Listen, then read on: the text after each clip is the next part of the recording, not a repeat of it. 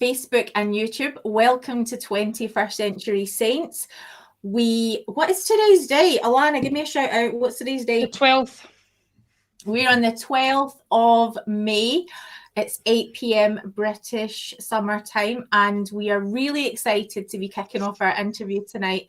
I'm just going to introduce our guests. So first of all, we have Nemo the Mormon. Do you want to say hi? Hi, everyone. We have Peter Bleakley. Do you want to say hi? Hello.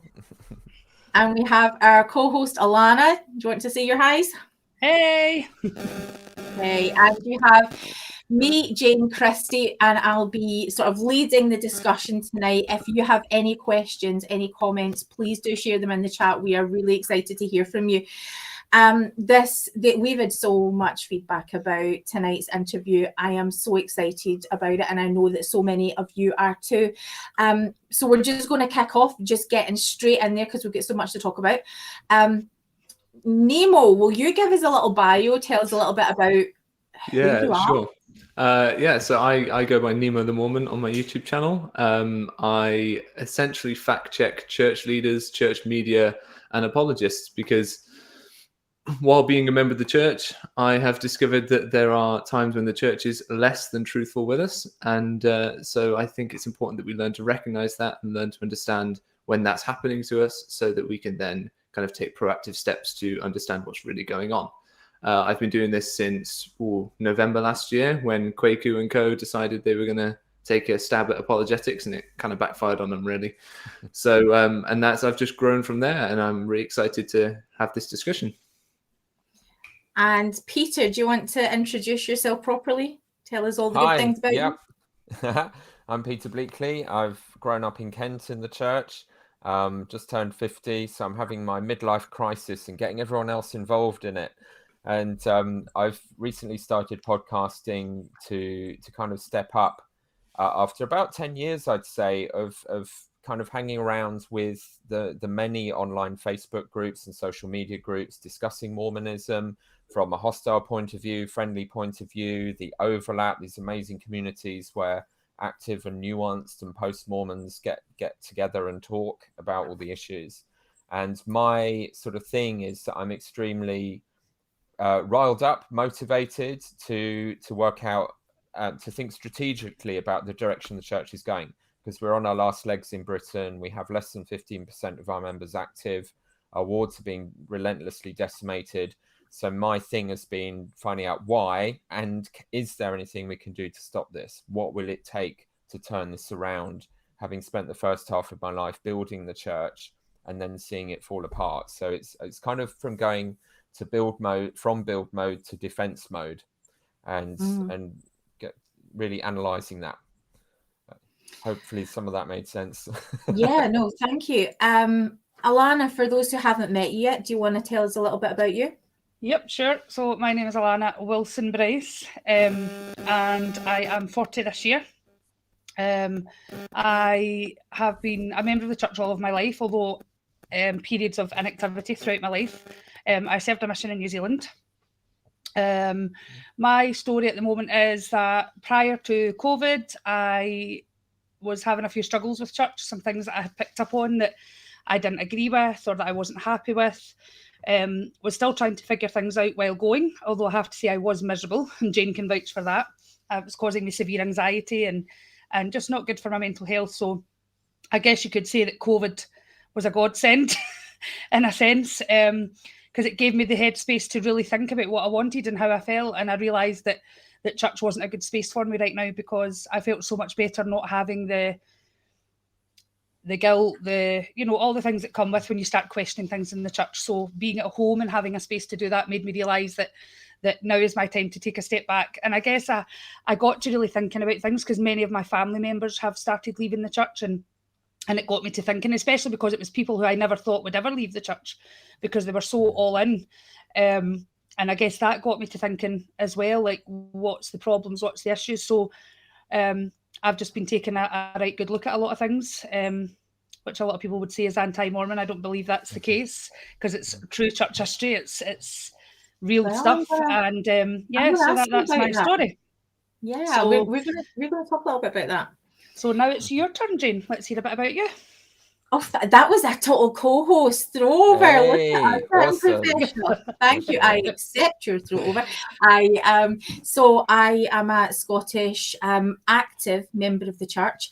I go to the temple. I am a part member family, and I've been an active member of the church for a really long time here in Scotland. I come from a place where I do see a lot of pain. All of my good friends are leaving, and so I want to talk about that. I want to talk about some of the pain that people are telling me that we can't really talk about in church.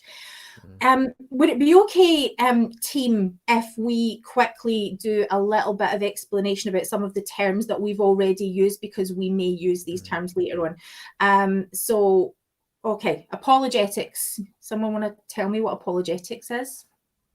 What apologetics are? Go Nemo. Oh, Nemo, we can't hear you. I keep doing this to myself. I promise I won't mute myself again. So apologetics are the tactics of defending religion, essentially. So what an apologist will do is they will take common criticisms of a religion and seek to come up with explanatory answers that allow people to continue in faith. That's the key to apologetics. It's not objective. It's about maintaining faith. Mm-hmm. And so we're not apologizing for being Mormon, right? The whole point is you're defending a faith. Okay. Yeah. What else? What about, Peter, what's a nuanced member of the church? So nuance means kind of shades of grey.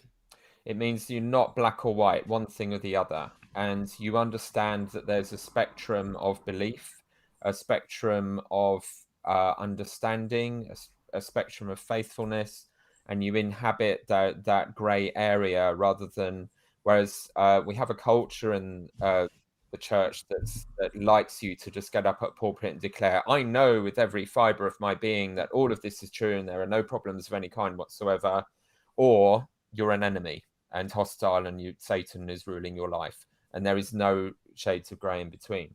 So nuanced members are members who will just simply say, well, actually, it's a bit more complicated. You know, a lot of the things we like to understand or teach very simply are not as simple as they seemed.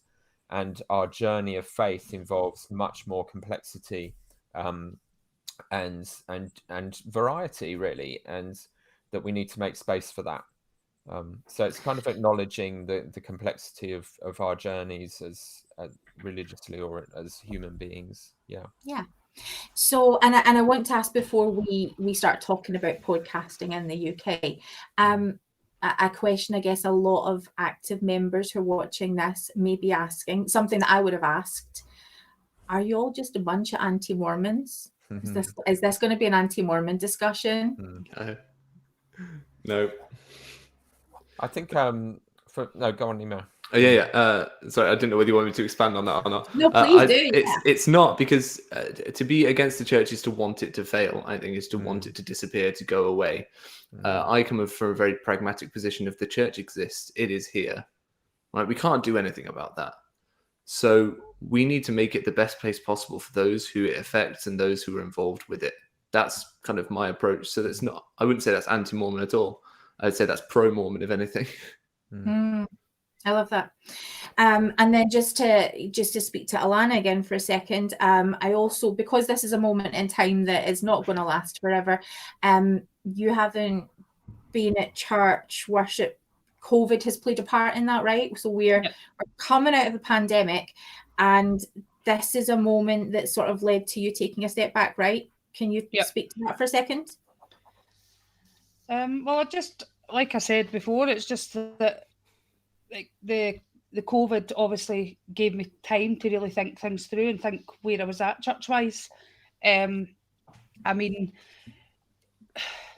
I guess growing up in the church, you can be a bit naive, and I guess because we're not taught these things, and like I'm not into reading, I'm not into history, I'm not into all these things. So I guess, and we're not taught in the church, are we, to find out our church history? Like I've always been taught when people are looking into things about the church that it's anti-Mormon, and I've always believed that, you know, until Jane said to me, there's no such thing really as anti-Mormon, you know, and I was like, okay. And so I said, so where is it? But I guess it's because they realise and they understand how messy church history is, and it's only in these past, I'd probably say 4 or 5 months, really, Jane, that I've really started saying, I mean, I've had questions that I go to Jane with and things that I've maybe found out and I go, okay, I need to process this. I'm not okay with this. But there's things now that I'm really starting to look into. Like, I've always had a problem with polygamy. I've not really fully understood it. I didn't realise how intense it was, to the extent of the age groups of people that were involved in polygamy, which is really problematic for me. So I guess I kind of say that my eyes have been opened, and I feel they've been opened for a reason. I do think that, like Nemo said, you know, that it's not necessarily about going against the church. It's just helping them and hoping that they're going to see the changes that need to be made, because we are losing so many people. Yeah, people with names, as I always like to come back to our friends, our families. Thank you for that. And so, Alana, you are one of so many active or previously active Latter-day Saint women who at this time are at the same place, are taking that step back. So one of the things that we decided to do was to start a podcast, right? Yeah, it just happened. So, but I want to hear about. So Nemo, you were kind of first on the podcast scene, right? Tell me why you started the podcast. Okay, so I guess I started my YouTube channel because I saw that the church of which I'm a member, the church that I could see all these problems with, has got people that are acting in a very reductionist kind of way, people that are reducing these issues down into sound bites and into mockery and into entertainment. They're taking the things that break up families and making entertainment out of them. I thought, that's not okay. I need to say something about this. Because regardless of how you feel in other ways about the church, there are people in it. You know, I really appreciate that you said, you know, these are people, these are our friends, our families. All this affects people that we love, all of it. So that's why I did it. I thought, I have a voice. I can speak out against people that seek to defend my church. I defended my church from its own defenders, essentially. That's what I felt like needed doing. So that's why I started. They're doing a really terrible job of it. Someone needs to save them from themselves. Exactly. Oh my gosh. So that's why I did it. And how's it going? It's going really well, What's the I have to response say. been? I get told on a fairly regular basis that I'm working directly for Satan himself and that I'm, you know, going to hell and I'm an apostate, and that's fine. But the emails I get from real individuals, active members, you know, I got an email the other day from someone that just said, I'm on a bishopric and I don't know what to do with this. What can I do? And we had a conversation about it. You know, I may not be able to help him in any way, but I gave him somewhere to turn to, I suppose, someone that he felt like he could talk to. And sometimes that's what we need, just someone to talk to. And that's why I have a dedicated email address for this channel, so that, you know, people could get in touch with me without blocking up my regular inbox.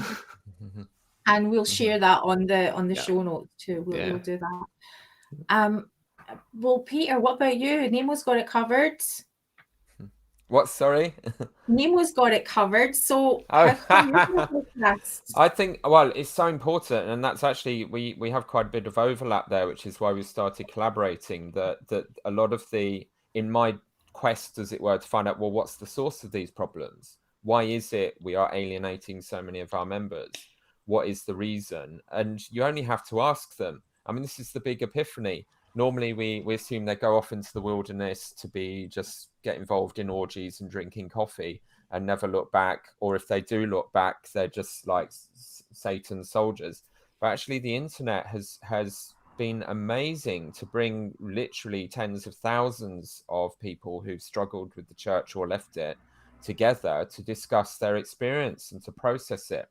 And they are a brains trust. They can teach us so much. They can tell us why they left. And I just get so mad in meetings where people just spout the usual scripts that they've been told about why people would leave. And I'm like, well, join this Facebook group and they'll tell you in detail. And ultimately it boils down, I think, to two things. One is the culture in the church not reflecting the values that the church taught them of compassion, of love, and so on, and that it has too often become a culture of endless anxiety and judgmentalism. And Someone's phone's on. Yeah, oh, that might be someone's mine. phone's Sorry. giving a little bit of interference. Okay. I don't know if it is mine. I've got it up for a quote.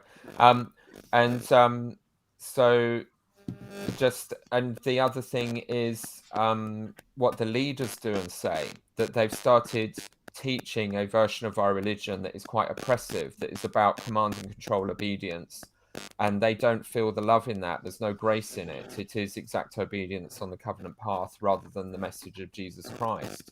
So it's and so much in our religion is configured as trusting the leaders to be the exactly accurate mouthpiece of actual God. So if they become disillusioned with what the leaders are doing and saying, or find out about their many mistakes and how often they've changed their minds about doctrine, it's all there, that then crashes or seriously impacts their relationship with actual God, because it's through those leaders they've been accessing God, as they understand it. So it's just very, those are the two main things. So that's what I'm trying to talk about. I'm trying to communicate back to the mainstream church what the people who've left have taught and told us about why they went. I don't know. I just want to. I don't think it's my phone, but I've got it here. I just want to read a little quote I rediscovered from my notebook. It's by Margaret Mead. Margaret Mead was a quite famous anthropologist who is famous particularly for studying cultures in the Pacific Islands and learning about human society. And it's lovely. She said, "Never believe that a few caring people can't change the world, for indeed that's all who ever have."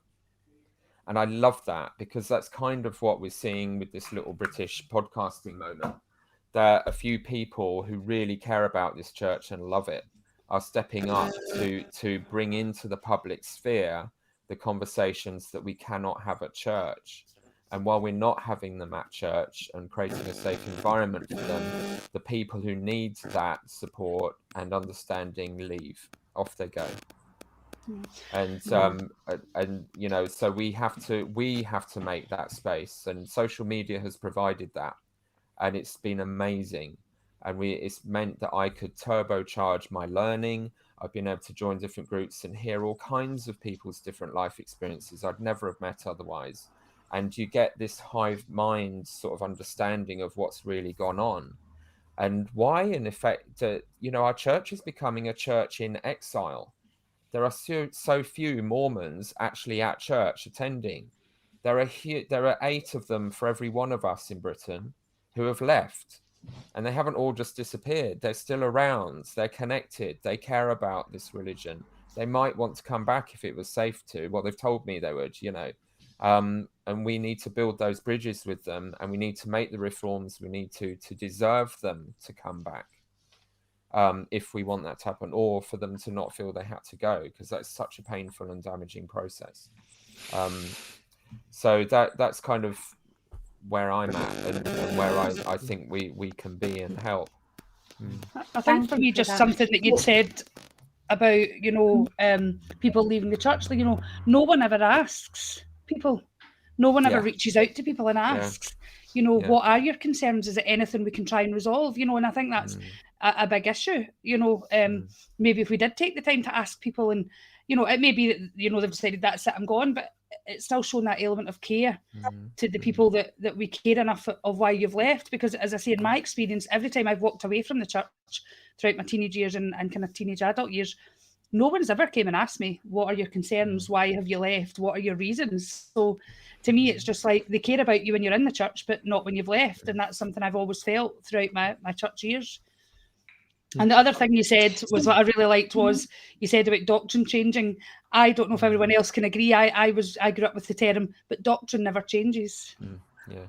Well, I recently watched one of Nemo's little analysis about that. One of these Now You Know little films the church puts out about how doctrine is eternal. I mean, it's just ridiculous how much it has changed. And Yeah. And it's even in our manuals how it's changed, you know, to then pretend it doesn't is just very odd.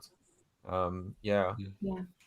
And I think that sorry, just to say, I think that hurt you've described, Alana, seems to be something that almost everybody who leaves the church talks about. That they just never had the curiosity to ask why.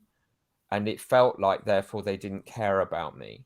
Because what happens is people were scared and didn't know what to say, because we don't provide a happy, healthy way to say goodbye to people with dignity in the church. They're just enemies and they fled. But also it's just not, they have their own script. We've been told the script. Reason people leave is because they want to sin or see Satan deceive them. And Uchtdorf has addressed this. He gave a talk in conference saying that's not why people are leaving. You know, he said it's because our leaders have done and said things that aren't compatible with our values sometimes, and it's other things. And we need he said something like, in a church that respects asking questions like Joseph Smith did and changing his religion, we should sort of respect people who ask difficult questions of our faith and may even decide they need to go somewhere else. We don't. So he's made an effort to create some warmth around people in that situation. But I think it's mainly people just don't know what to say, and they've been told to fear us if you leave. Yep. Not that I'm leaving, by the way, but yes. Yeah. Well, can I just shout out some apologies? We do have a little bit of interference tonight. We are sorting that. The whole team are going to throw their phones into a puddle of water to make sure it never happens. Just airplane mode, guys. Airplane mode. Airplane mode. Right. I'll try that. Sorry. Excuse me. But what I wanted to speak to is, so Nemo, you had mentioned, you know, someone getting in touch, and I know that we've all experienced similar things over a very long period of time, that when someone has concerns, it's us they're coming to speak to. So could you guys maybe speak to, first of all, the intent behind the questioners? Are these just people who are looking for an excuse to leave? But more broadly, what impact is UK podcasting having on a worldwide church? Okay. First, yeah, sure. So I think the questions that we've been, are you talking about the intent of the questioners that have contacted us? Yes. I think they're, to be honest, I can't really speak for them, but I think they're just trying to make sense of a situation they found themselves in. If you grew up believing something and then you discover information that is contradictory to that thing you grew up believing, and it comes from a trusted source, so say you stumble across the Gospel Topics essays, for example, that happens to you, you want to try and figure that out, because you've got your entire worldview coming up against contradictory information. That's going to create a lot of dissonance in your mind, and you want to try and resolve it. And we kind of, as people, we reach out to others, we ask questions, we try and figure it out. And the other thing I think is that the church doesn't do a good job of fostering critical thinking skills within its members at all. Some members manage to obtain them anyway, but generally we don't do a good job at it. And so a lot of people don't know how to work their way through information like this. They don't know how to pick it apart. They don't know how to try and discover the truth behind things, because they've been taught all their lives that how they feel indicates truth. Do you have a warm, fuzzy feeling? It is true, therefore. Do you not? Then it's not. I can get a warm, fuzzy feeling about a lot of things, but it doesn't make them inherently true. And so, and this is the problem with the church, because it's only 200 odd years old. It not even 200 yet, but it exists within a time frame that we have historical evidence and fact for. So it is always going to find itself coming up against the historical record of what actually happened in Palmyra, New York in the early 1800s. It's always going to find itself coming up against verifiable evidence, factual evidence from historical documents. So we're going to have to confront that way of thinking, that way of critically analyzing data and things like that. It's not like you can say, well, it happened before all memory, so we're just going to have to trust God on this. We've got newspaper articles, we've got court records, we've got all sorts of things from the time, and we need to, and people reach out for help with how to understand what in those is trustworthy and what isn't. Because you can't trust the church if the church has let you down in not teaching you how to be critical. You can't then trust them just to give you all the right information, because they have a bias. They have a reason to make you think a certain way. Yeah. So that's the intent of the question is, and then what effect is the British podcasting having on a worldwide church? I think the accent is well appreciated by those around the world. I think that's one of the major comments I get regularly, is that they like the British accent. But I think it shows, I think it breaks the bubble for a lot of people. I think there can be a tendency of those in Utah to find themselves in a bit of an insular situation. All their neighbors are Mormon, everyone around them is Mormon. And so those that have questions or doubts, first, they're going to feel very isolated. And when they feel isolated, they're going to reach out. And us being outside of that bubble, we feel a bit safer sometimes, but we also feel a bit more dangerous. So it's a bit of a dichotomy because we're foreigners, right? But I think having someone internationally also seeing this as a problem shows that it doesn't just come with being in this insular kind of place. It doesn't just come from being surrounded by people. It can happen even though you're the only member in your town. It can still happen to you. And so they don't feel so bad, I would think.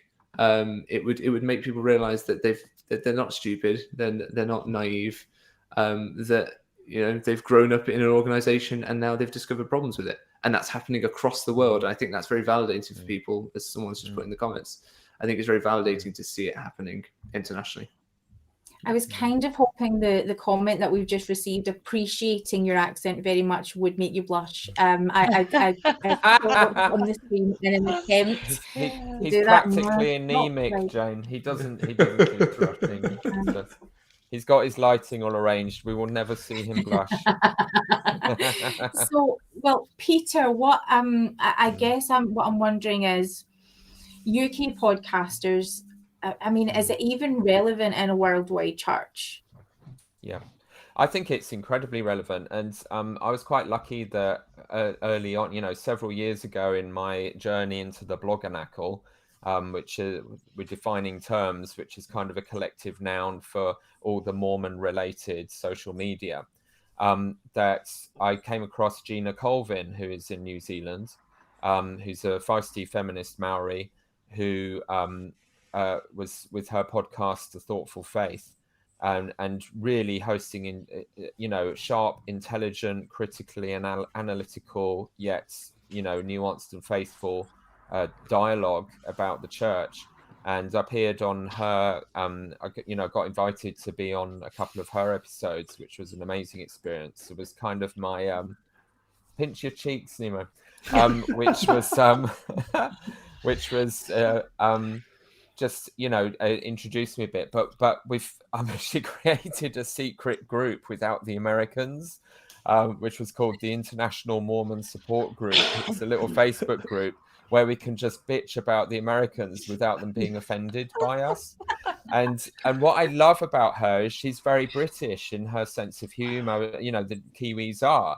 We do, and we have a culture, and our culture is extremely different to the American one in really key ways that I think gives us a very important voice within Mormonism, that we do not suffer BS gladly. We just, if we have leaders who are clearly into themselves and think they're glorious, we just cut them down. We will go to the pub and we'll vote against them. We'll just chat and, oh, idiot, getting too big for his boots.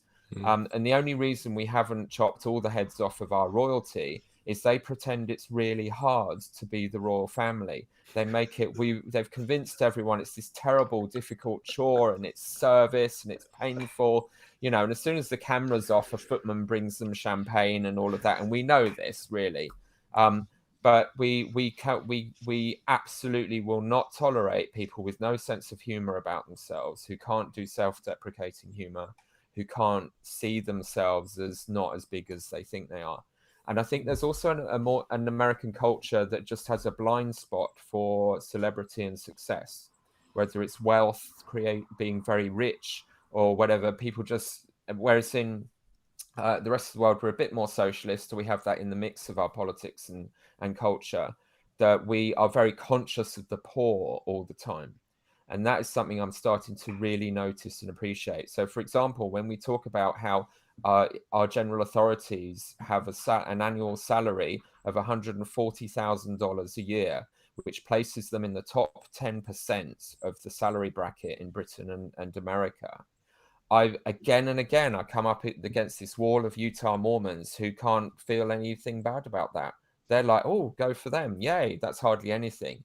Whereas in our country, we're like, what about the poor? What about the hypocrisy? What about we're much more tuned in to class consciousness, to how the poor are oppressed by powerful elites. And a lot of that is playing out in the church, because they tell even the destitute, literally the destitute, that was a conference talk, to pay tithing. And a lot of it ends up in Utah. It subsidizes their education in ways that it doesn't here. And it gives these people their salaries, and they pile hundreds of billions of it into the American stock market. They make themselves very rich. There is a narrative here about colonialism, about class exploitation, and we absolutely have it in our very hierarchical, establishment, as they've distorted the church, I would say. And we're Brits. We know all about colonialism. We see it a mile off, right? Yes. And we know about royalty. When President Nelson commented about how he was told people were cleaning the Hyde Park Chapel with toothbrushes. Yes. He's the Inspector General. And he said, it's the Inspector General coming. There was no irony. There was no self-awareness that this was Oliver Twist level Dickensian exploitation of the lower classes. He thinks he's royalty, he behaved like royalty, and that's why we tend to recoil, because we understand all of it. It's our history, it's our lived experience, it's our social and political struggle, it's a class struggle. Whereas in America, they're all about currently a culture war between liberals and conservatives. It's got a completely different dynamic and priorities, and that has taken over their mindset. So one thing we, Kiwis, Brits, anyone around the world, what the voice we're giving is to say, oh, hang on a minute, this is a religion, and we're here, and we don't care about that stuff, and we're not living with that stuff. And you think the whole world is having happened to it what's happening in America or Utah. It's not. There's whole other things going on. But they keep making the priority of the church their local issues, their war on gay marriage, their obsession about pornography, and we end up with these sort of pompous, thus saith the Lord about and it's completely irrelevant to our lives, and it's ignoring our needs. We had an entire general conference talk about the US Constitution. Yeah. If that doesn't tell you something's America-centric, I don't know what does. Yeah.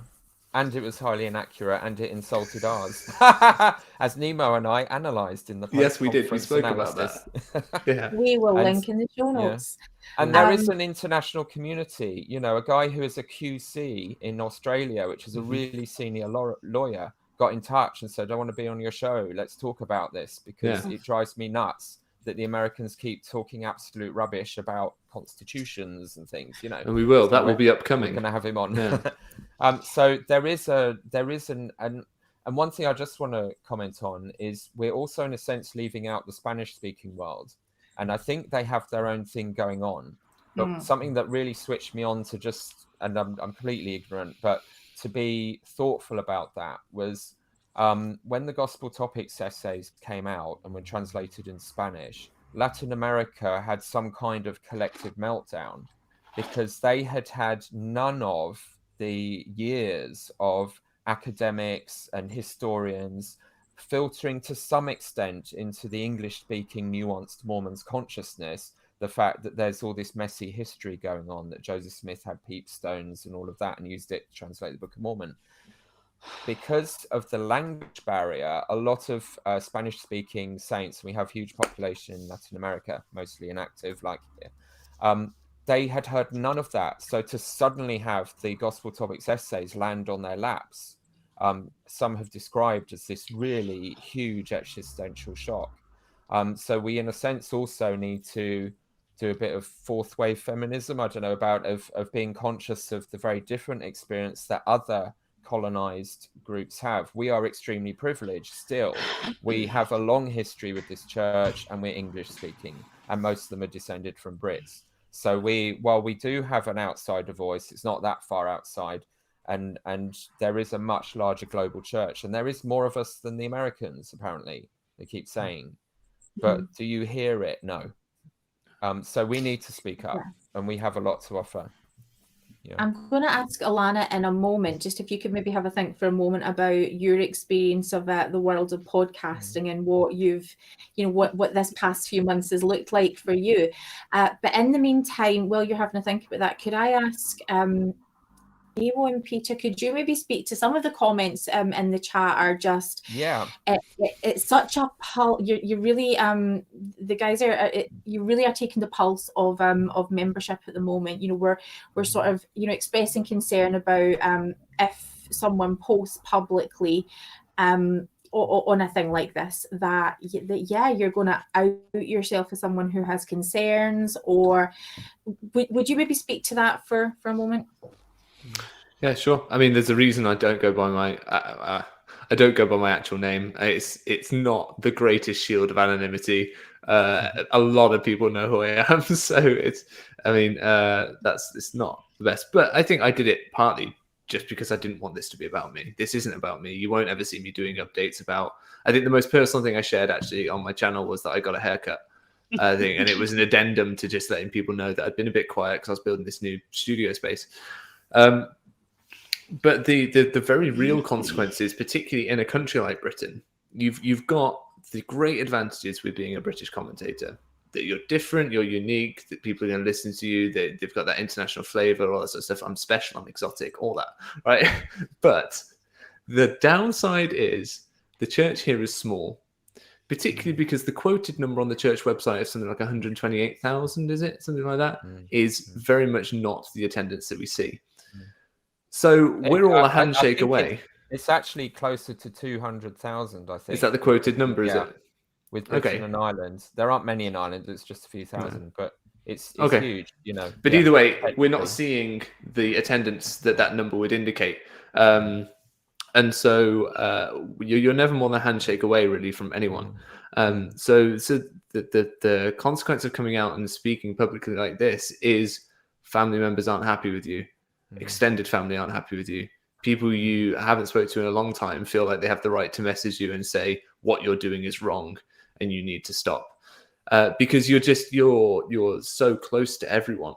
You're connected to everyone. Me and Alana live in different countries. I've met Alana before through other church things. I'd never met Peter or Jane before, but now I know them and I know people that they know. A relative of mine is from Peter's Stake, for example. So I'm boom right there. It's very small, and that is the other side to this. But you do kind of feel that pressure from above.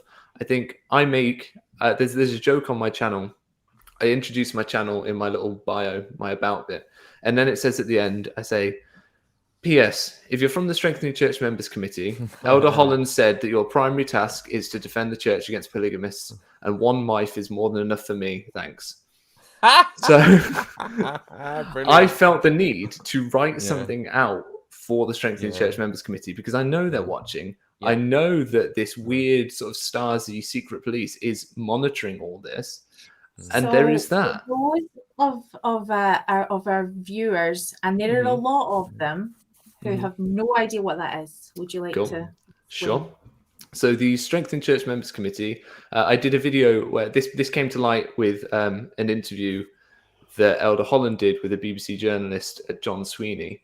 That really confirmed its presence. A lot of people had suspected it for a long time, but that was public then.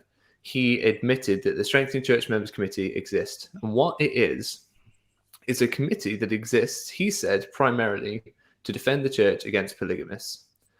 In reality, what it does is it creates dossiers on people that are outspoken about the church, people that the church may consider a threat. They have, from what I've heard, they have interns and undergrads who are essentially sat monitoring social media feeds. They're in the ex-Mormon subreddit. They're in the Faithful subreddit. They're on Facebook groups. If you're in a former LDS Facebook group or a nuanced or progressive Facebook group, they're in there. And apparently the rate of turnover amongst these interns is quite high because a lot of them see this stuff, realize and leave the church, and then they need to find new ones. So ultimately, it's not a very sustainable setup. But that is what they do. And if you get too big for your boots, like our friend Peter here, and if you annoy your local leader enough as well, then the two of them will come together and they'll send a dossier to your local leader and say, you may want to take some action on this. And then what is your local leader going to do? If they get a message from church headquarters with a dossier of public statements that you've made on your Facebook page, Natasha Helfer had statements from her personal Facebook page discussed by her state president in her excommunication, the initial letter that was sent to her querying what was going on. So they exist, they're watching us, and there's something the church would rather us not know about, but thanks to Older Holland, we do. And they are overseen by 2 apostles. Yes. And this will not be listed on any church website where they say what the responsibilities of each apostle is at the moment, or general authority. It's kept secret. It's had moments where it's appeared in the media, but then it kind of disappears again, and the ripples on the pond sort of fade. And I think particularly in the international church, we're extremely ignorant of a lot of these things that get revealed, because we don't have any of the Mormon media and the newspapers, the Utah media, the American national media that regularly discusses sort of scandals and developments and situations in Mormonism. So we one of our weaknesses in Britain is most of our members are extremely ignorant. I mean, spectacularly ignorant of even basic stuff that's going on now or in history. And when we talk about it, we just sound like gibbering lunatics talking a foreign language. They can't even begin to imagine that this ideal leadership class who they've been taught to revere as basically gods walking the earth, and they project onto them all of their own wonderful, best, positive values. They can't imagine that these people would ever be corrupt or lie or anything like that. So when the evidence is presented that they have, and actually a lot of Americans kind of know about this already, their heads, they can't process it. It's impossible. There's no, But the positive of that is, growing up in Britain, we lived a very pure Mormonism. We also didn't have a lot of the oppressive Utah culture and baggage and Phariseeism that we really were. You do not stay a church member in Britain or another country where you're a tiny minority if you don't really mean it. So we got to grow up in a church with people who were completely committed, who'd sing all the hymns, who believed it, and really focused mostly on the scriptures as the source of their values and lifestyle, not so much of the church culture, although of course some of it gets exported. And I think that also in a way is a gift that we can give to the church, where it's become stale and corrupted by being the dominant culture, that our experience, what we can offer, is a model for them. And I think particularly there are so many church members where there's high density membership who just never get to serve very much. They'll be like once in their lifetime they might be an elders quorum president or something like that. I mean, I've had like 20 callings already, something quite senior. So in our smaller wards, we get busy. Everyone gets leadership experience. Yeah. No one feels wasted. I was Sunday school president at the age of 19. Yeah, I was too. Yeah. And at the same time, a YSA rep and I think ward mission leader. I don't know. Yeah. So I think there is a collective depth and wisdom and at its best, quite a deep intelligence about our religion. We're thoughtful about it. But so it's this weird sort of paradox of so many things where we do Mormonism extremely well and perhaps better than Utah Mormons manage for various reasons, yet in other ways in great ignorance, just total oblivion. And that can mean that when people encounter the real difficult, messy history, it's such a contrast, an existential shock, that it's almost impossible to recover from. And it's almost impossible to create spaces at church where it's safe to even talk about this stuff and help them to process it. So we just lose most of them, if not all of them. There is no safe way for them to stay. And that's part of what I'm and Nemo are about. We're about, right, let's educate people. I'm a teacher. I'm a secondary school teacher. I'm committed to education is the answer. It's always the answer. Learning more rather than less is always the answer, because then you understand systems and then you know how you can change them for the better. And so it's about kind of activism to wake people up, which can be seen as threatening testimonies, but also providing the way forward, navigating a pathway through this uncomfortable information to a safer and healthier and better future for our church. Again, with the extreme consciousness you have mentioned of it's people with names. It's that person I used to serve with. It's my child. It's my friend.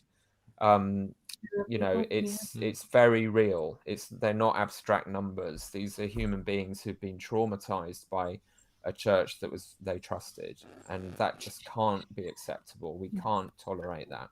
So that's and this is why Alana's experience is invaluable here and really humanizing exactly what we're talking about. And I'm really thankful that you're so open to being able to do that.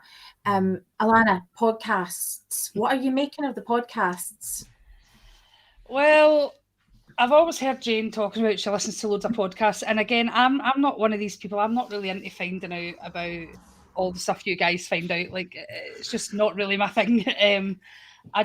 Again, a lot of it is due to mental health. I've said that before, that I just don't have the concentration for reading, and I guess I've never really had reason to, but I came to the conclusion that I can't just walk away from the church knowing just little bits of why I find it problematic, that I really need to really look into it, like, instead of being ignorant to the fact, like if someone comes and asks me, what are your issues? I'm like, well, it's just this little thing that, and I'm totally clueless to the true depth of it. So I've started listening to some, not all of them, just specific ones that Jane's kind of pointed me to on, like, Mormon stories. A while back I had started listening to the polygamy ones, and then I just went off the rails. I was like, nah, can't do it. I'll get back to them eventually. But lately I have been listening to quite a number of stories from people who have left the church. I think the most recent one that I listened to, now I always get his name wrong, don't I, Jane? I always call him Matt Hansen, and it's Hans Matson. I like, because that kind of resonated to me, that I really need to hear his story because of, I guess, who he was, that hierarchy in the church of being Area 70. And why he left the church. And so, I have really been spending, like, I'm usually one of these people, I'll hold my hands up. I'm usually sitting in front of the TV from the minute my daughter goes to bed, watching Coronation Street, EastEnders, all the soaps. And my Skybox is full of episodes that I've not watched because I'm too busy, listening to podcasts. Or, Peter, I am slowly getting round yours, but with them being that little bit longer, it takes me a bit longer to listen. So I am slowly getting there. But, and I've also, I have to say, Jane had given me a book to read just recently. Now, I do not read, and I've almost finished it in 2 days. The Ghost. Shout out, you have to. Yeah. What is it called? The Ghost of Polygamy? The Ghost of Eternal Polygamy. Polygamy. Carolyn Pearson. And I'm amazed at even myself, because I'm not a reader. I can't read. But the book is so easy to read, but it's also, I have found it quite painful to read, to hear the pain. Now, Jane will tell you, I said, yeah, but we don't practice polygamy anymore. Like, I said this to Jane a good while back, and she said, but... And when she told me, I was horrified. I'm like, no, I did not sign up for this. I did not sign up for this. No, like, I'm not okay with that. And so getting to hear people's experiences, and what I love about it is it's not just all from the people's stories that are in the book is not just from a women's perspective. You get to hear from some men as well, which I think is so important, because we think that it's only women who have the problems with it, but it's not. There are men out there who also find it problematic. So I've really been taking a really good look into a lot of things. I mean, I'm probably this much into it from the wide scale of how much is there, but it's been very interesting. So I guess what I would like to point out for the faithful members of the church who are plugging away every week, let's just, because this is sounding a little bit like y'all are listening to far too many anti-Mormon podcasts and reading anti-Mormon stuff.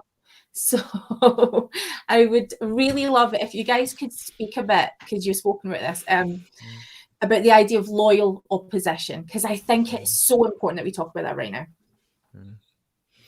Peter, you first, please. Yeah. So the term loyal opposition comes from, it's a political term. It originated, I think, in the British Parliament, and we have a loyal opposition. It's the political parties who are not in the government. But the point of adding loyalty there is no one is in any impression that those people are against the country. They're not against the Queen, although some of them might actually be. They're not disloyal, and they actually serve a really healthy purpose. They hold the party that's in power to account. They make sure things are scrutinized. They say, hang on a minute, have you thought about this? And they pose a threat. They're like, well, we'll be the next government if you don't do a good job. But no one seriously thinks you are an enemy of the state, you are a threat, you're a danger. They are part of a healthy, a robust dialogue out of which emerges truth, because you test every policy before it becomes law. You discuss it, you think about the consequences, you think ahead. What about this? You didn't think about that. And so we knock legislation into hopefully a safe and helpful form by having those discussions before it becomes law. And one of the fundamental problems we have in the church is it was established with those systems. It was established with radical democratic common consent scrutiny by all the membership of everything, every major policy, and it's in the church's manual. If you Google LDS common consent, the second thing that comes up is a chapter about section 26 of the Doctrine and Covenants in the church's study guide for the Doctrine and Covenants, in which it says we do common consent about anything affecting the members' lives, which we don't. It's a massive lie. We have, the last time we did it was 1978 regarding ending institutional racism. But it is there as a principle, and it's how we used to run the church. And it's become a theocracy, a dictatorship of the First Presidency and the 12 Apostles, and Brigham Young kind of established that at Winter Quarters. So first of all, the idea of loyal opposition speaks to that need for a different system in our church, to get back to how God actually revealed it should be in section 107 of the Doctrine and Covenants, with radical separation of powers, which Dallin Oakes talked about in his talk about the Constitution at conference. He explained that system. I was like, yeah, educating everyone, so I like that bit. And democratic scrutiny. But the other concept is, yeah, and the other reason we've gone there is Dallin Oakes has forbidden it. He gave a talk called Opposition in All Things in General Conference a few years ago, and talked about religious freedom and his campaigns and all that, but then basically said, yeah, but we don't do this in the church, obviously. You know, there is no concept of loyal opposition to the prophetic voice. You have to completely agree with literally anything and everything the leaders say and do, or you are of Satan. You are an enemy. You cannot oppose them and be still considered loyal to Jesus or to this church. There is no nuance. It's complete mental and spiritual and emotional compliance with anything they say and do. And I'm in a situation now where I'm in a couple of weeks or a week or so, I've been summoned to what's called now a membership council, which is basically a trial for my membership to decide whether to disfellowship or excommunicate me for my specifically for my public opposition to the leaders of the church as it's interpreted, because I've been criticizing this abuse of power and situations where the leaders of the church have lied and deceived and hoarded a fortune of money while hiding it from the members and pretending we're poor and so on, and all these other interrelated issues. And I'm not the only one in danger. Literally everyone is, because they have just added to the definition of apostasy policies. So the last iteration of the General Handbook of Instructions for the Church, which came out in December a year or two ago, the definition of apostasy is publicly and repeatedly opposing the church, which is everything, isn't it? The church. What is that? Anything at all to do with the church. Doctrine, leaders, and policies. Now, we used to have this distinction between doctrine and policy. Doctrine is the core belief. Jesus is the Christ. Book of Mormon is scripture or whatever. Policy was, well, we're going to have this many paper towels in chapels. We're going to tell you to take the sacrament wearing these clothes, or give it. You know, we will ordain young men at this age in this kind of a meeting.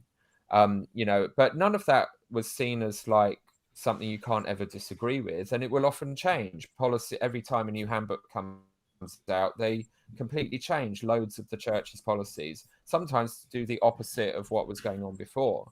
But now you can't even disagree with policy without being compulsorily up for an apostasy trial.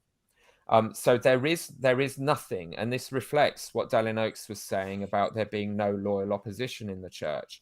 The current regime and their interpretation, their faction of Mormonism, which in my podcast I've differentiated as Christians versus Pharisees, because basically they're doing the things that the Pharisees did that Jesus fought them for. They are going to, you know, there is no nuance, there is no shades of grey, there is no possibility of disagreeing with anything whatsoever any leader of the church comes up with, even if it isn't doctrinal. And this probably came in response to Sam Young's campaign to get them to have safer child safeguarding policies. You know, this change came out quite soon after that. So they don't want anyone disagreeing publicly with anything whatsoever they say or do, which is totalitarianism. You know, it's fascism. It is a dictatorship. It is thought control. It's the worst extremes of cult behavior. And I'm like, why is this happening in my church? The church that's all about free agency and thinking for yourself and trusting people, teach them correct principles, let them govern themselves. Truth will prevail, so you can trust people. Let them disagree and debate. The truth will prevail. And even quotes from early founders of the church saying Mormonism is about finding all truth from everyone. Brigham Young, Joseph Smith, and others. If the heathens have truth, we want it. If the scientists have truth, we want it. Our elders will go out and bring it in. And they taught, if someone points out to us that we've got something wrong, we welcome that. We thank them for it because they've done us a huge favor. Because Mormonism is not about our understanding and practices being cast in stone. It's all about the journey. One of the reasons I love this religion, it acknowledges we're all on a journey of learning and progression, and we have a very long way to go yet till we've got it right. But the idea of forbidding loyal opposition and the leaders being infallible implies, no, we're already there. We've got there. Everything the church does right now, every jot and tittle is exactly how God wants it. There's no criticism to be given. There is nothing to be reformed or changed. And it is pure Orwellian, full on, and they're teaching it now, which is why I've ended up becoming a public voice to oppose that, because I learned all about this in history. I did O-level and A-level history, and it was all about the rise of the dictatorships in Europe. This is how it happens. This is it. And I can't believe it's happening in my church. But I'm like, okay, I've been prepared for this. I understand it. So we're going to come back and talk about some of those themes that you raised, because, you know, it's the question in everyone's lips, you know, that we're going to be asking about. But so I want to bring it back to people again. And so as Alana and I have been talking recently, and Alana will have learned a fact about the church, will message me about it at all hours of the night, and I'm like, this is wonderful. Someone is here in this space of growth, and this is really exciting, and it's stimulating, and I feel the spirit in this place. And then what you want to do, right, is you want to go and tell your family, and you want to go and tell your friends. And I have a little bit of a freak out about that, because I love your family. I mean, I know you do, but obviously it's all about me right now, right? So, you know, you want to go and tell your family these things that they should know, that, you know, is really important. If their faith means a lot to them, you want them to see this, to maybe wake up. And I really, really worry, because when someone just wants to go to church on a Sunday and feel safe and feel loved and find a spiritual home, then, you know, to interfere with that process of someone connecting with the divine really worries me, because I know where it can lead. Spiritual trauma, loss of faith, all of those things I won't wish on anyone. So while I see the need for information, and I am so excited that conversations are happening, I really worry about testimonies. So I'm going to ask you guys to speak to that a little bit. But before I do, I'm going to get my humph up here a little bit, as we say in Scotland. I'm going to get my humph up. So one thing that really, really annoys me is when we get young, generally American white guys who will go around the world and will be so certain about what they know that they want to go and change the world. They want everyone to know what they know. And I get kind of defensive as a member of the church who I've got my husband here who's had so many people come into our home and tell him what they know until they change their mind. And then they go have to tell the world what they really, really, really know now. And sometimes it's the complete opposite of what they were saying in the first place. So I would love it if you guys would speak to that. What happened to when you were sure? Why should anyone listen to what we're saying now if you change your mind, right? Or if you've got this new additional knowledge? Right. I would rather be wrong in the pursuit of truth than be silent in the pursuit of some form of perfection I'm never going to see. I hope that made sense and that didn't sound really, really full of myself. But I am happy to be wrong. My videos are likely replete with ways that I'm wrong in some way. But the key is that it's open. Is that there is nothing wrong. My comments are always open, and what I said about people telling me I'm going to hell, whatever. My detractors usually come in two kinds. There's those kinds that will just attack me as a person. They'll say you're a bad person because of this. You're a bad person because of that. I tend to ignore those. I don't really listen to them because it's not productive. But there are some who disagree with me and they say why. And when they say why, I will look at that comment and I will study it out because I could be wrong. Because I've been wrong about the biggest thing in my life. And if that doesn't give you some humility, then I don't know what will. Because to realize that your worldview is entirely not what you thought it was will make you wake up to the fact you could be wrong about so much else. And even moving forward, you need to keep that with you. I could be wrong about so many things. And I'm done striving for perfectionism. I'm done thinking, is everything I've said in my video perfectly correct? The question is it correct to the best of my knowledge? And if it is, it gets published. And if someone corrects me, beautiful, because it means that more truth is coming to the fore, more conversation is happening. That's why I think people should still listen to these conversations and listen to those that have discovered the issues with the church. Because they've been wrong once, and so they're probably quite happy to be wrong again. Yeah, I think that there's a long history of shared trauma and paranoia in the church about being persecuted. And one of the great talks at the Sunstone UK convention a couple of years ago was someone who was talking about the history of the church in Britain, kind of after the initial rush of all these baptisms of thousands. And particularly how this anti-Mormon guy just became a national celebrity and toured the country slating the church. I mean, he was a really interesting character. He was a drunken murderer on the run and claimed that the church had murdered his son until his son actually had to issue notices in papers to say, I'm still alive. But that absolutely destroyed the missionary machine that was in Britain. And it was specifically destroyed when the church went public about polygamy. You know, Brits dropped this religion like a rock, and it took us, you know, it was until my childhood in the 1970s that we really started clawing our way back and rebuilding congregations and starting to thrive again in this country rather than just surviving. So and when I was young, there were the mainstream Christianity was still somewhat influential. So the fact that we were this weird minority religion that everyone called a cult was powerful. It made us afraid. People would say that to us. There were people who would follow the missionaries around and post, anti-Mormon leaflets through the door after they'd done a street. So we were feeling that in-your-face fear, but we've carried that trauma over.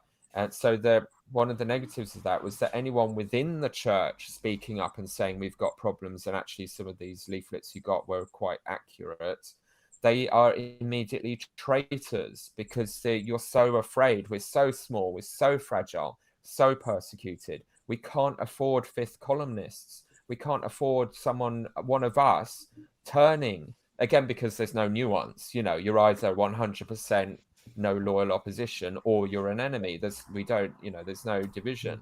And that is still so much in the LDS mindset. And the strategies that Latter-day Saints have been taught to deal with that are just useless because they don't listen. They won't allow themselves to actually fact check anything. It's just you have to bear your testimony at them and tell them they're wrong and call them to repentance, which I've just had about 3 emails doing. So I think I understand the fear. This is why people kind of recoil when people do ask these questions. They're worried they'll be contaminated. There's this fear of contamination. And one of the disputes I've got going on or about to kick off about my summons is they also changed the rules about a year ago to have apostasy trials, excommunication trials with just the state presidency and not the full High Council present. And Section 132 of the Doctrine and Covenants guarantees the full High Council. The General Handbook still says the member can request it, so I'm going to request it. I'm sending the email tonight to my state president. But it's all these checks and balances are being eroded. These protections of the members are being eroded, and the assumption is one of the reasons is they don't want the High Council hearing what the apostates will say, because it might contaminate them. Maybe they're right. Ooh, we don't want the whole High Council suddenly having a faith crisis, so let's get them out of the room. My response to all of that, and to Alana's situation, your concern about people hearing about things that we want to keep from them, we've got to break this cycle, because always the reason I get shut up in lessons and everything is there's an investigator here, there's a child listening, there's someone weak, and all they want to do, and I've had ward members say to me, all I want to do when I come to church is just feel comforted, hear the same old things, feel at peace. Why are you making this difficult? But the problem is we're then trapped where everyone has to lie to everyone all the time, and we carry on the paranoia because we've got this long list of things we don't want anyone to talk about. We don't want anyone to talk about the racism. We don't want anyone to mention the polygamy. And you end up with this mountain of things you can't talk about, but they're all elephants in the room. And it's just true. And this creates some of the stress of going to church and sitting in meetings, because everyone knows who's been experienced for a while, that there's all this stuff we don't want that investigator to ever hear about, because it's really difficult and we don't have the answers for it, or they, and so the terror, you will break someone's testimony and relationship with God if we talk about our true history. But this makes me think. This makes me think so many people have left anyway. It's a disaster. So we've got to just face up. And sorry to interrupt, Nemo. As a teacher, we have to trust information. We have to trust the process of education. More information is better, and you keep going until you resolve things. And the genius of it's just given me so much hope of these quotes I found from founders of our religion is that's okay. We need to change if we're wrong, and we welcome that. And as soon as you believe that, all the fear goes. You don't fear anything. You don't fear information anymore, and you don't need to fear, and you don't need to tell everyone to stay off the internet in case they get contaminated. You lose this paranoia about contamination, and information helps you to process. And if the answer is something different to what we used to be taught, we will change our history. We'll reform our lesson materials, because that's what Mormonism was always meant to be, a journey of doing better and leaving behind what was wrong. And truth will prevail. And if God is with this church, it has nothing to fear from any conversation with anyone or any piece of information. But that is such a different world to just the dystopia of paranoia that is most of our wards. And somehow we got to get from one to the other. And it's going to be hard. And that's the glass ceiling that we're all trying to smash through. Sorry, Nemo. Nemo, you were going to say something. Yeah. Yes. So it made me think of something I was discussing the other night. What would a church full of people that have been through a faith crisis look like? What would that look like? I think it would be a very healthy place. And I think it would be a very strong church, because you would have a room full of people, or a church full of people that know just how fragile their faith really is. Because when you deceive yourself, or you are deceived by others, that your faith is solid and firm because you know things that you can't ever really know, then when a crack happens, the fall is massive. If you have a group full of people that know their faith, because their faith is open to change, because their faith is open to being wrong, they know how fragile it is, so they have to nurture it. They have to work on it. They have to actually strengthen it against the realities of life, that other things are around, that there is information that will contradict your worldview. What would a church like that look like? I wonder. I love that. And one of the comments had been asking about my views about, about faith versus evidence. And for me, it's just about the people. I hate saying people in pain, but I completely agree with what you're saying. I am the person in church who speaks up for the people who are not there, and it's not comfortable. That said, I have seen how devastating faith crisis can be. What would a church look like? I mean, that's a very exciting idea. What would a church look like if it was full of people who'd experienced faith crisis? I love it. Yeah, I was just going to go back Elder to Ballard what gave this really. Oh, sorry. That's okay. I was just going to go back to what Alana. Peter said about, when we're talking about, is our church history, and a few of the podcasts that I've listened to lately, something that's been prominent in my mind that they've said is, why are we not just teaching the truth from day one? This is where the problem for me lies, is that I grew up being taught a religion that is not, it's so far from the truth, a lot of it, that's what's now making me question, well, can I be okay and say that now this is the true church?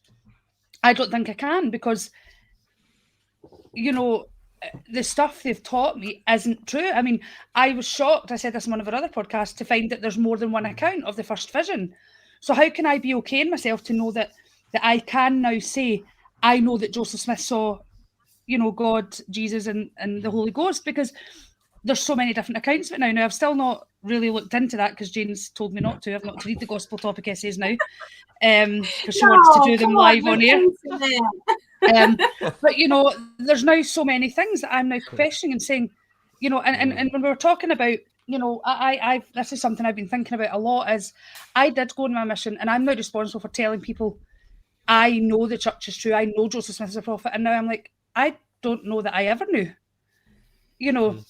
and I do find that problematic within myself, because I think I told these people I knew, but did I ever know? I'm now questioning myself, did I ever know? Because now I'm saying, well, I don't know.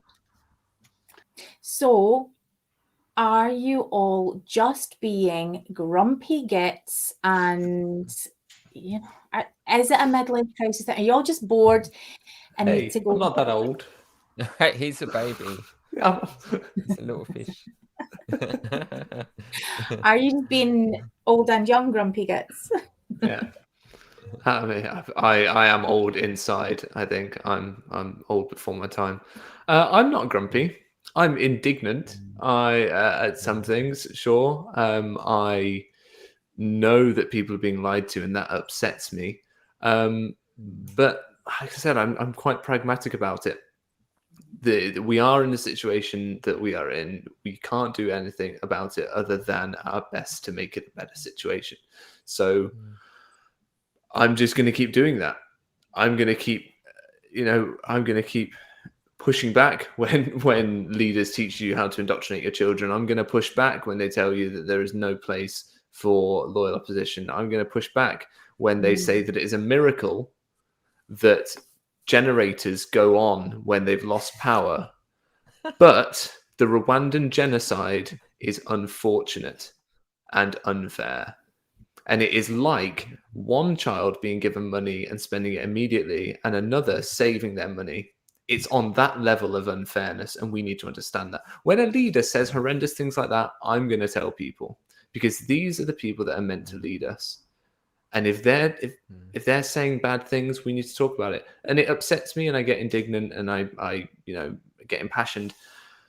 But I'm not angry at the church. I've gone through my dealing with the anger of being lied to personally. I'm now just frustrated for others and wanting to help others, and others keep coming to me.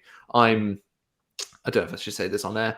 I'm racking up quite the body count of personal close friends who come to me and say, right, here's what's going on. I can't say the church is true anymore because the word true means factually correct, and it isn't. And we it's quite the body count of people, and I'm not proud of it, but I'm so happy for them because they're on a road to realizing just what belief actually is and just what knowledge is, and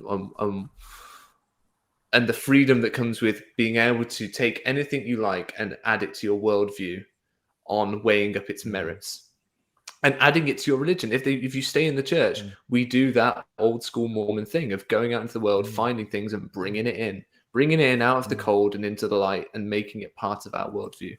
And we should never have stopped doing that. Yeah, that was probably the biggest strategic error the church leaders ever made. But that it's such a 21st century idea that, first of all, Mormonism should be rocking the 21st century, that we can become like gods, that individuals matter, we can self-actualize, and there are no limits on our potential of what we can achieve. And in the internet information age, our founders said we should just be sponges absorbing it. God is working with every scientist, with every culture, with every religion. There are scriptures in the Book of Mormon saying that God has spoken to every people, not just the descendants of the Israelites, but all nations, kindreds, tongues, and people. God has spoken to them. So we can harvest all the best from their culture, their religion, their wisdom, their philosophers as part of the collective human journey. And that's what you unleash when you believe that salvation and exaltation happens through learning, through life experience, through thinking for yourself. That it's not passive. We're not passively receiving God intervening and saving us, and that's the job done because we're useless on our own. It's saying you're amazing human beings. Learn, think, experience, fight each other. What did you learn from that? Take that forward. And that is the Mormon philosophy that should be completely unafraid and joyful about debate, about discussion, about new discoveries by academics. There should be not a jot of this fear. So what has gone wrong that we've ended up literally the extreme opposite being taught from the pulpit, that we must not trust anything outside the church as a source of information, including the internet. And they keep telling this to the kids. But you've also got other complexities, like they're trying to maintain the old narrative to the elderly until they die. They are starting to introduce more nuanced or accurate history with the young. Although I think everyone must watch Mark Osland's 3 interviews with Mormon Stories, who worked for the church education system as a seminary teacher, and was wildly successful, and with lots of kids coming to his class because he was being honest with them and not pretending it was all perfect. But then they just persecuted him. They wanted the numbers, but not the truth that resulted in resonating with young people. And it's so important to understand that the church education system still has an intense culture that is extremely hostile on the whole to embracing these modern nuanced ways of thinking or the new history. And we just heard this week that the Maxwell Institute, which is meant to be the kind of the academic apologist wing of Brigham Young University and the church, appears to have let go Fiona Givens, who's been one of the main voices for a forward-thinking, nuanced Mormonism. So we're still in this clash of the old mindset challenging or sticking its heels in to resist development and progress. And someone's just commented, don't understand why anyone stays a member of the church. For me, at its best, this religion is amazing. It's been great for me as a white male. And and I love that. I've just said why I am. There is no other Christian denomination telling me I believe in you enough that you can become a god. I can't believe in a god who wouldn't want to make us gods. I just want you to be able to put a fine point on that question, because it's one that I was going to, come back to, because it's one that I've noticed that you're commonly asked. So you're, like I was teasingly asking at the beginning if you guys could dial it down a little bit, and you say some pretty heavy duty things. I think the heaviest duty thing that you've said tonight has been, you've used the word lie in connection with President Nelson, but you've been very, very direct in how you feel and what the holes are in some of the arguments, and so I guess what I'd like you to do is to speak to, why can't you just dial it down a bit and help me feel more comfortable, and not make me feel like, oh no, Peter, what are you saying now? But also to address that question, if it's so, Peter, if you're seeing all these problems, why don't you just leave? I'm glad I don't make you uncomfortable, Jane. I'm glad. It's me. Oh, you're next. Just you, Peter. It's all you, Peter. It's all you. I'm making you look. There's always someone worse than you, Nemo. Exactly. I think it kind of comes down to something I wanted to respond to. I think that Alana said earlier, or someone, that you can have this testimony that's so rigid that you only find one thing is wrong, the whole thing shatters. So after school today, I had my year 7 clay club, after school pottery club. And they're working with clay, and clay is incredibly malleable. It's really forgiving. You can make anything with it, any shape. You can squish it together. You can reuse it, and it can adapt to anything you want it to become. But as soon as it dries, it's extremely fragile. One little knock and the whole thing will shatter. So you've got to carefully carry it to the kiln and then cook it, But it has and that's the problem with people's testimonies, where they're taught absolute certainties. That we know all the answers, what we call, here's another bit jargon, McConkie Mormonism. I used to sit on the toilet, and my toilet time reading was Mormon Doctrine by Bruce R. McConkie, because it's this encyclopedia that had all the answers to everything. And I was like, we know the answers. My testimony is very intellectual. And I think, as Nemo said, when you actually start to encounter the fact that things are messy and not as you thought, you actually begin to be truly faithful. You actually, for the first time, I've had to learn faith, because growing up, all I had was certainty. We have the answers. It all kind of made sense to my rational male brain. And it just, I didn't really have to have much risky faith, because it just the answers were always there. So I'm now in a position where I'm having to really decide, do I have the faith to carry on even when it's hard? And that's good. That's healthy. I'm really getting it now. I'm understanding what the Anglicans were talking about all along. That's been much better. I'm much more I'm doing religion properly now at last. So we have to not build up a false story, a false narrative that is so simple and oversimplified, that where we claim perfection. The leaders are infallible. They keep saying they are. I know most members of the church, leaders don't claim they're infallible. We don't believe that, but they do. They do it in general conference all the time. They claim infallibility, and that it's a sin for us to even, Henry B. Eyring, The Power of Sustaining Faith, 2019. It is literally a sin we must repent of regularly, to speak or even think of any of our leaders having human weakness. That's insane. That's why I'm speaking strongly, because they do. because they get up and say ridiculous, over-the-top, totalitarian things regularly, every conference. President Nelson just called everybody who hasn't been able to have whatever miracle they need in their life happen a lazy learner, a lax disciple, and said that they must be unbelievers because only unbelief would stop God making your miracle happen. He said that.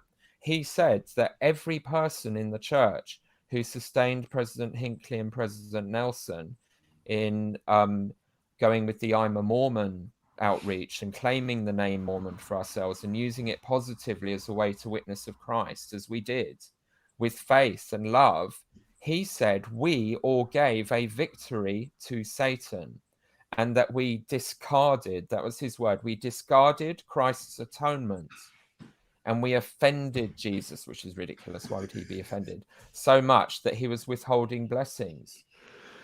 Now, I had a conversation with a friend of mine who's a senior sort of leader in the church, very experienced. And I recounted that as one of the reasons I speak strongly about these people. And he's like, oh, I don't remember that. I don't remember that. I didn't hear it. So there is a bit of that Mormons tend to filter out anything negative. They can't imagine these leaders would say something bad. So they don't hear it as bad. They think, well, he can't have meant that. It's what they literally said. So that's what Nemo and I are doing forensically, is saying, no, listen to what they actually say. Trust what they say. They really believe as they're saying it. Your little spin doctor job, your reinterpretation, your mental gymnastics to make the egregiously awful thing the president of the Church of Jesus Christ of Latter-day Saints just said about all the Mormons, okay, is not real. And how is it okay for him to call us and President Hinckley and President Nelson Satanists, giving a victory to Satan? What does that mean? You served Satan and his plan, but why can't I say the same about him? Why can't I say rationally, in Mormonism, Lucifer's plan of salvation is not sacrificing goats and having sex with witches up a tree, which people think, oh, Satanism, sounds quite fun. But it is the banality of evil. What another thing I just love about this religion, as someone who loves history, is the banality of evil. The worst evil happens in the bureaucracy that sends Jews in trains to a concentration camp that functions like a factory of death.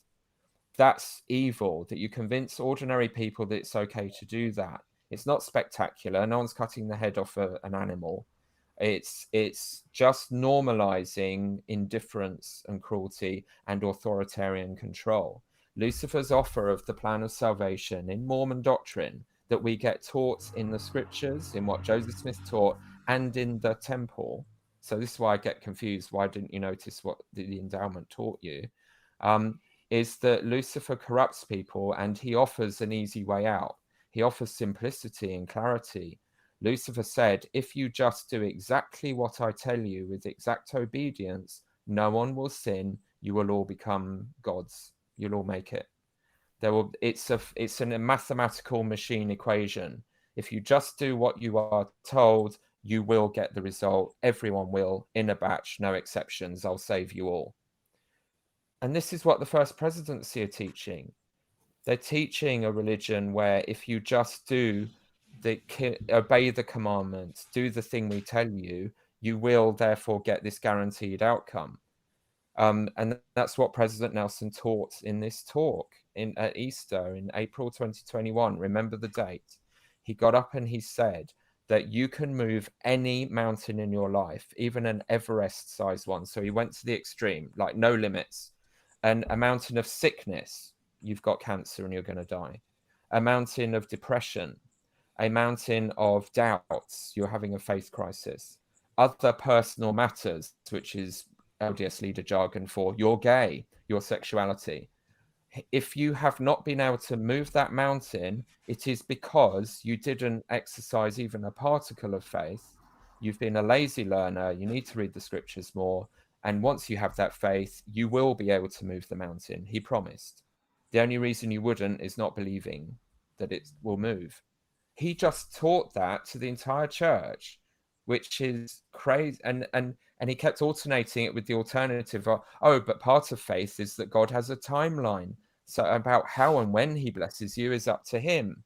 But then he followed it with the next sentence, but the only reason you're not getting a miracle would be unbelief, which is a literally contradictory statement.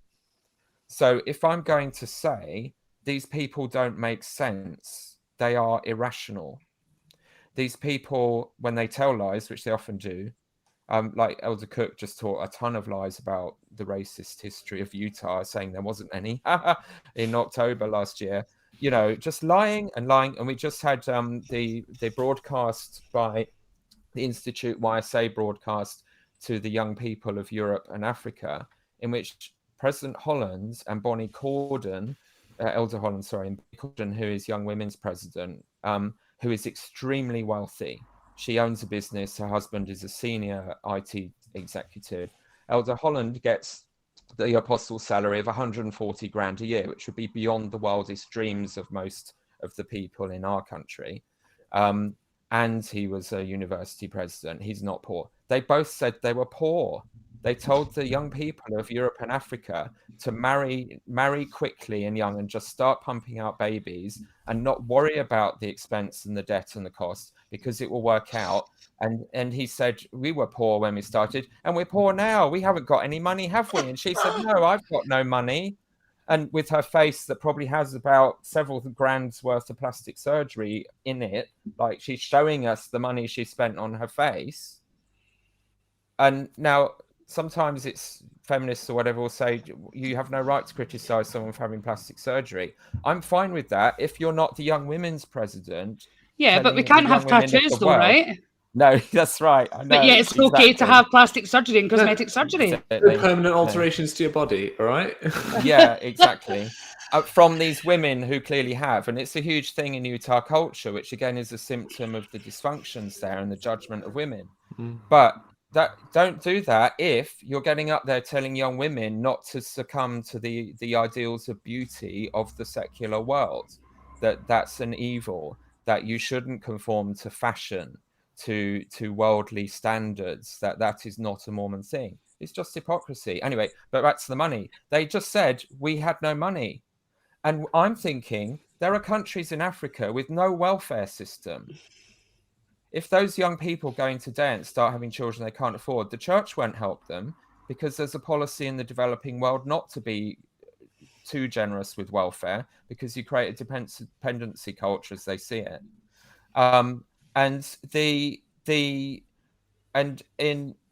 they'll just, once you're in debt in Africa, I mean, I'm saying Africa, that's a bit, a cliche, but in country and plenty of European countries where you don't have banks systems that are stable, where systems are corrupt, where it's not developed, you have no safety net, and the church won't save you.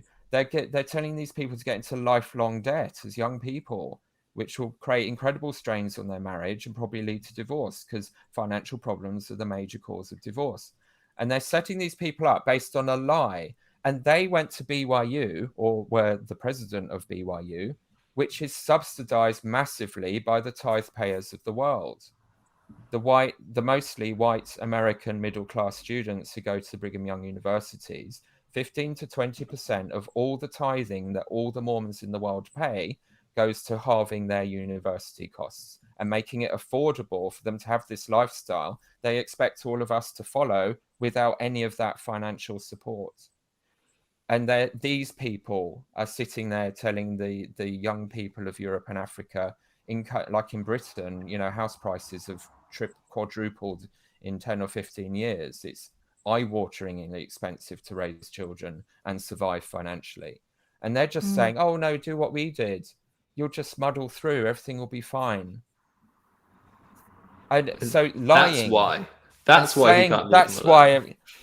I can't leave it alone, because you're hurting people. You're setting the next generation up for exactly the pain that our people are having. So I will call them a Satanist. Why not?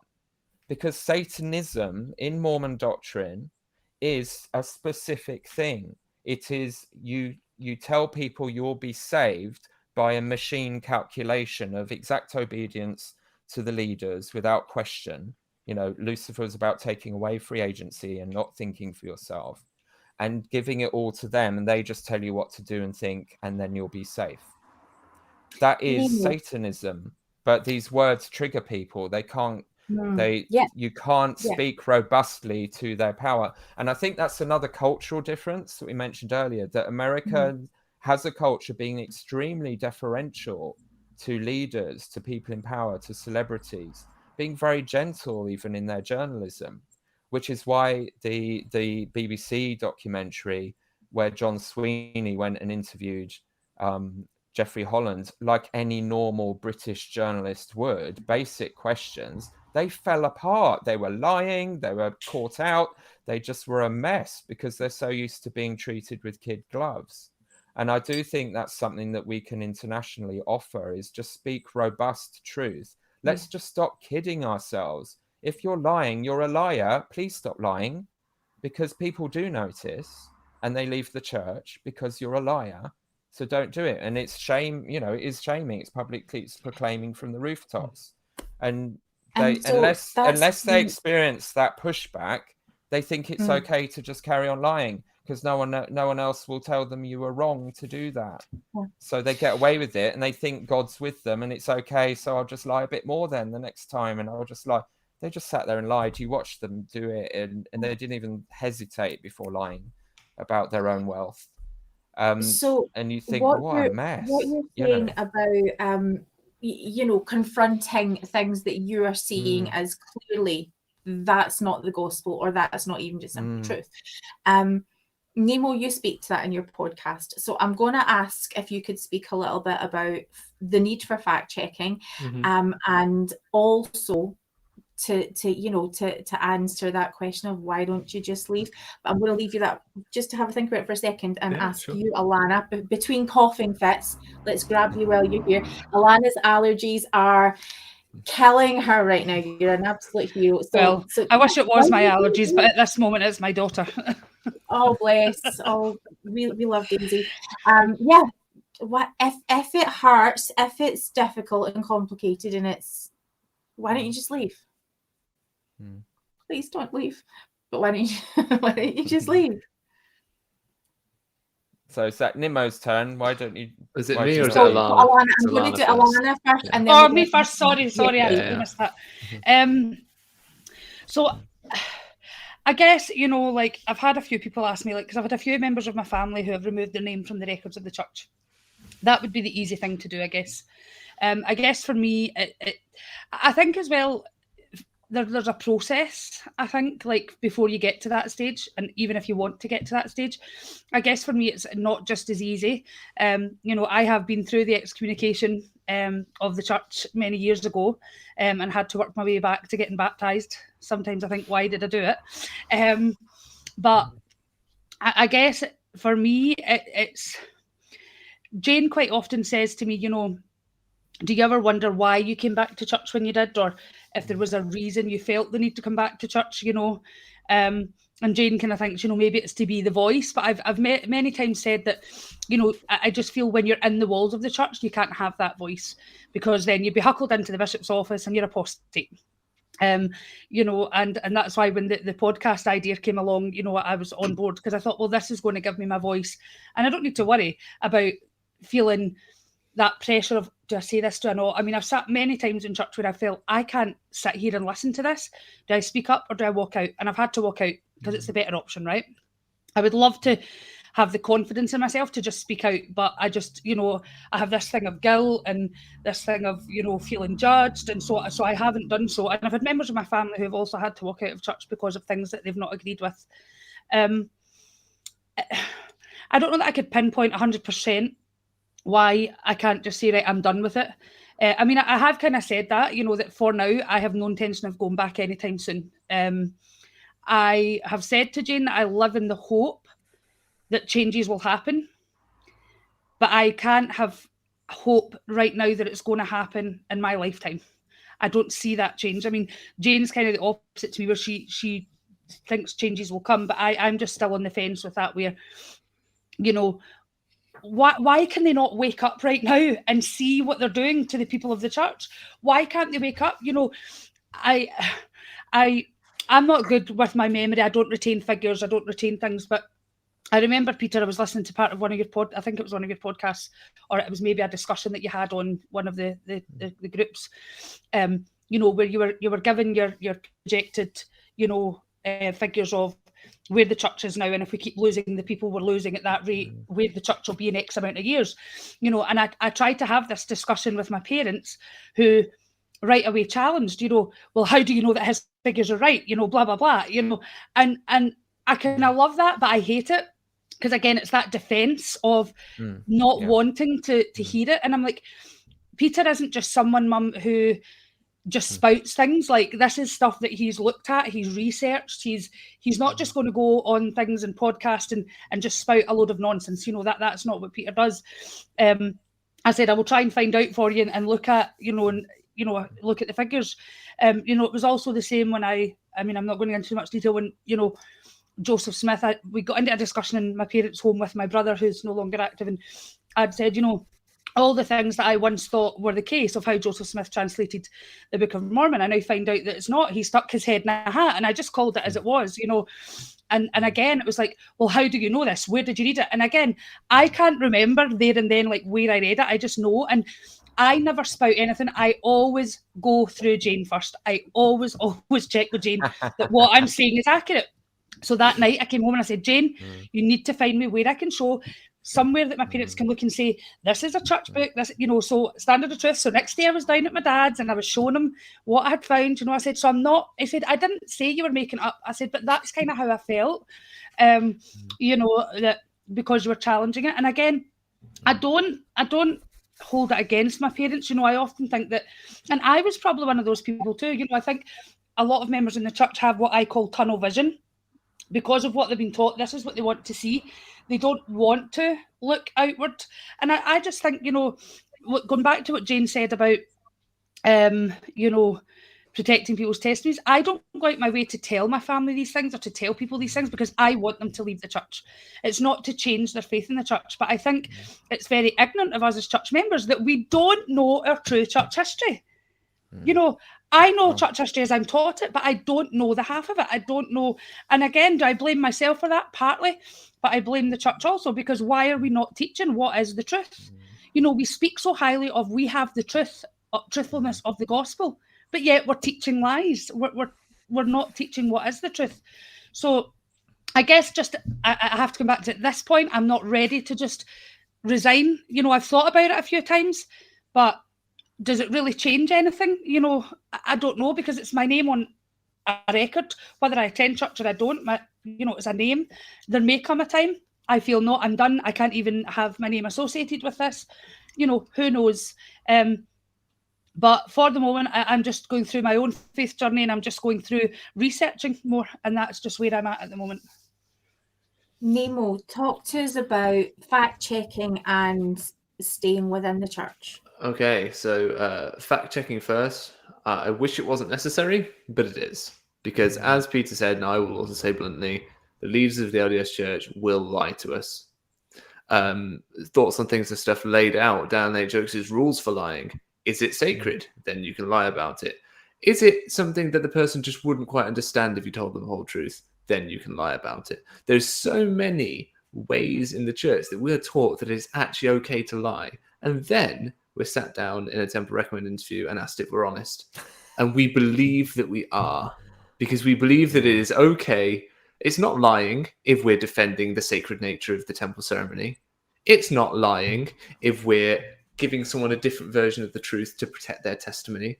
It's not lying if we do any one of a number of things that is condoned by church leadership. It is a rampant problem within the church. So when the church wants to employ apologists, when they want to control the narrative, when they want to look at the fact that Joseph Smith married a 14-year-old and make that okay in some people's minds, they will have to lie. And it will be okay with them. They will still hold their temple recommends. It will be okay that the church pays them, pays these people, like I believe his name's David from Saints Inscripted, for example. They pay him to do this. The church also pays me, funnily enough, to fact check their media. I've been told several times that they advertise on my videos, so the ad money then that comes into my account comes from people's tithing money. So, make of that what you will. But there is a need to overcome this rampant dishonesty that church leaders put upon us. But why fact-checking in particular? Why didn't I just go like Zelf on a shelf and just write poems about the church, or sit and make mock church ads? Or because I'm not that funny. I mean, for a start. So there's that. But also, I saw that niche for John shares everyone's stories. Peter and RFM and other groups like that, they share some very factual things, but no one was really doing anything in under 30 minutes. So I thought, right, I can take a church video and I can walk you through point by point where they are lying to you, where they are being dishonest, where they are bending the truth, and where they are relying on the lack of critical thinking skills that they created for you. So, I respect the work that lots of other people have done. Thinker of Thoughts has just come up, so there we are. Dream day made. Thank you, Jonathan. But these things, there's so much room in this discussion for so many different types of approaches. I saw the one that I thought I could do best, and I took it. So that's why. And I wanted to keep it impersonal. I mean, I had my personality a bit, but I wanted just to keep it very rhythmic and factual. The second part about why do I stay a member? Because I am. Despite the church doesn't want me to be. My previous stake president moved my records, even though I requested that they stay in that unit for the meantime, because he wanted me off his hands. They got moved to a ward that didn't contact me for 6 months but the bishop did add me on Facebook, but no one talked to me for 6 months. And so I said, right, okay, I'm going to kind of, I'm going to kind of come to this and kind of confront it. And I now attend Sunday school, and I now attend sacrament meeting and things like that. I'm in the process of trying to renew my temple recommend. It's all happening. I am an active member of the church. Did I feel at one point like I wanted to just give it all up? Absolutely. But I don't know who said it. Someone said on one of John DeLyn's podcasts, and I heard it early on during kind of my faith and trust crisis. They said, if you're in a burning building, you have one of two choices. You can get yourself out of there as quick as possible, or you can warn others on your way out. And I thought, why don't I warn others? Is that not the right thing to do? I think also the church created a zealot in me. I was a very zealous person for defending the church and for teaching about the church. And as a missionary, I was the same. And, the church created a person in me who absolutely adored the truth and wanted everyone to know about it. And then when I discovered that they were not teaching the truth and they were lying, that doesn't disappear. That doesn't go away. So that then became what I then felt the drive and need to do, what they taught me to do. And as someone's just correctly pointed out, I'm sorry, Helen Mar Kimball wasn't 14. She was several months shy of her 15th birthday. It's a very important distinction to make. So that makes it better, right? It does absolutely make it better. And that is a perfect example of what I'm talking about. There's no need for that spin. It's a very intentional sentence. Several months shy of her 15th birthday. Why don't you just say she was a 14-year-old? 15 isn't better. We need to understand times were different back then, though, Nemo, right? It was different times back then. That's what I've always been taught growing up in the church. Yeah. And times may have been different, but it doesn't make it okay. No, absolutely not. And just on that, go on. And the times weren't different. This is the thing. Of course, back they weren't. In a pioneer society where you have no welfare system and no banks, you don't get married until you've got a house and some land. People were on average in their early 20s when they got married in pioneer America, possibly older than later, because it took that long to accumulate the wealth to even have a roof over your head, and to be a safe prospect to marry. So that whole presentism argument is complete nonsense. But it's okay because he made himself mayor of Nauvoo, had a mansion house, and he had rooms for all his wives. So we're all good. Anyway, off on that sort of topic. So that is why fact checking, why I stay around. Although if Peter's anything to go by, I don't know how long I'll be able to stick around. But at the same time, apart from the Strengthening Church Members Committee, none of my local leadership has said anything. You know. So can I just ask you one more question? Sure. If it's a bit too personal, I'll absolutely understand. Like, so being where you are and feeling how you're feeling, why do you want to get your tempo recommend? Like, that just kind of triggers me a little bit to think, why would you want to, knowing what you know and being so against the things of the church? Because there are things about being a member of the church that kind of define you as doing what you're meant to be doing, right? If you're a member in good standing, you have a temple recommend.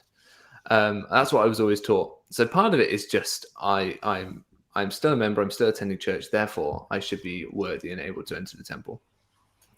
I also firmly believe that nothing I'm doing makes me ineligible for entering the temple, because nowhere does it say you actually have to answer the questions in the affirmative in order to gain the recommend. Yeah. Right? They're given as yes/no questions. But in reality, it's ultimately between you and the bishop to decide off the final question, do you feel worthy? And if I say, yeah, I do, then fight me on it. I feel worthy. Why am I not? And I want to have that discussion. I want to know why disagreeing with church leaders makes me unworthy to keep the covenants that I made in the temple. I want to know why not believing certain elements of the gospel, for example, makes me unworthy. I want to know that. I want to have it explained to me where the exactness comes from, this prescriptive nature of obtaining a temple recommend by crossing the T's and dotting the I's. Where is that in there? Because I don't see a need for it. Yeah. We're going to come on in a second to talk about the news that Peter announced at the end of last week. But before we do, if it's okay, just to go through the panel and just maybe ask you just briefly, what is it you'd like to happen? What gives you hope, or what things would be a positive move for you? So could we maybe start with Peter, and then we'll go to Nemo, and then Alana? I just want to sort of preface it with Alana was talking about it won't happen in my lifetime. Something I'm just really trying to, I think I'm right about this, you know, I could be wrong, but really get people to sort of shift both in the post-Mormon community, the Mormon community, the nuanced Mormons, is a time scale here. We have 10 to 15 years. Otherwise, the Church of Jesus Christ of Latter-day Saints will be erased from the face of the earth, except a small colony as a tourist trap in Utah, like the Amish. We have 10 to 15 years to make radical change, because the people who've left have told us what would have kept them in, and those people will keep leaving for the same reasons. And the young people have said why they're leaving, and already more than 80% of all our young people leave. And because they're leaving, they're not serving missions, so the mission program's going to crash. We're not replacing them. We have fewer and fewer missionaries every year, and the number of converts per missionary is falling and has been for ages. So I think, first of all, everyone just needs to get with the actual real timeline we're talking about here. Yeah. And in Britain, particularly where we're so vulnerable, we have to make these changes in the next 5 years. My ward has hardly any YSAs or youth left. We'll just be waiting for the old people to die. And that's the same across Europe in most wards. And it's the same in lots of other regions. So everyone just needs, in a way, this is encouraging. Like, all I'm saying is stay, because either way, you've only got to hang around for another decade. You know, either the miracle will happen, the people will rise up and make the changes in time, that they'll at some point, the people who don't usually think or notice any of this are going to notice all their kids left and their ward is about to be sold to become a shopping centre. And then they will ask the question, why? And the people who left will tell them why, and they'll look up to the leaders and say, you have got to get your act together and change. If we're rebelling now, it's enough. You've done too much harm to us. which I'll get to in a minute as the changes that need to But I'm going to just quickly say, but the church is growing though, right?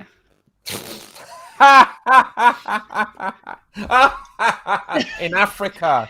Oh, Yeah, it's but booming that's in what we're Africa. taught though. The numbers are showing that they're wonderful. I mean, my parents said that, but the 2% church of the is growing. population The church in is growing, Africa. but I'm like, it's not. They want you to believe it is, but it's no, not. It's nonsense. It's demonstrably false. And they're announcing temples for countries in Europe which have fewer than 4,000 active members. That Brussels temple is going to be empty. They all go to The Hague quite happily. It's like an hour or two.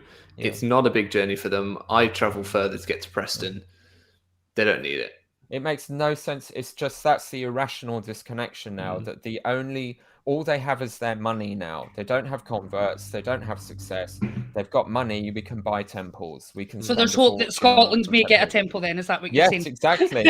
Or 5 members, whatever. So Peter, I've left a question up you can have a look at on the screen, if you could maybe speak to that. 8% like 80. 8%.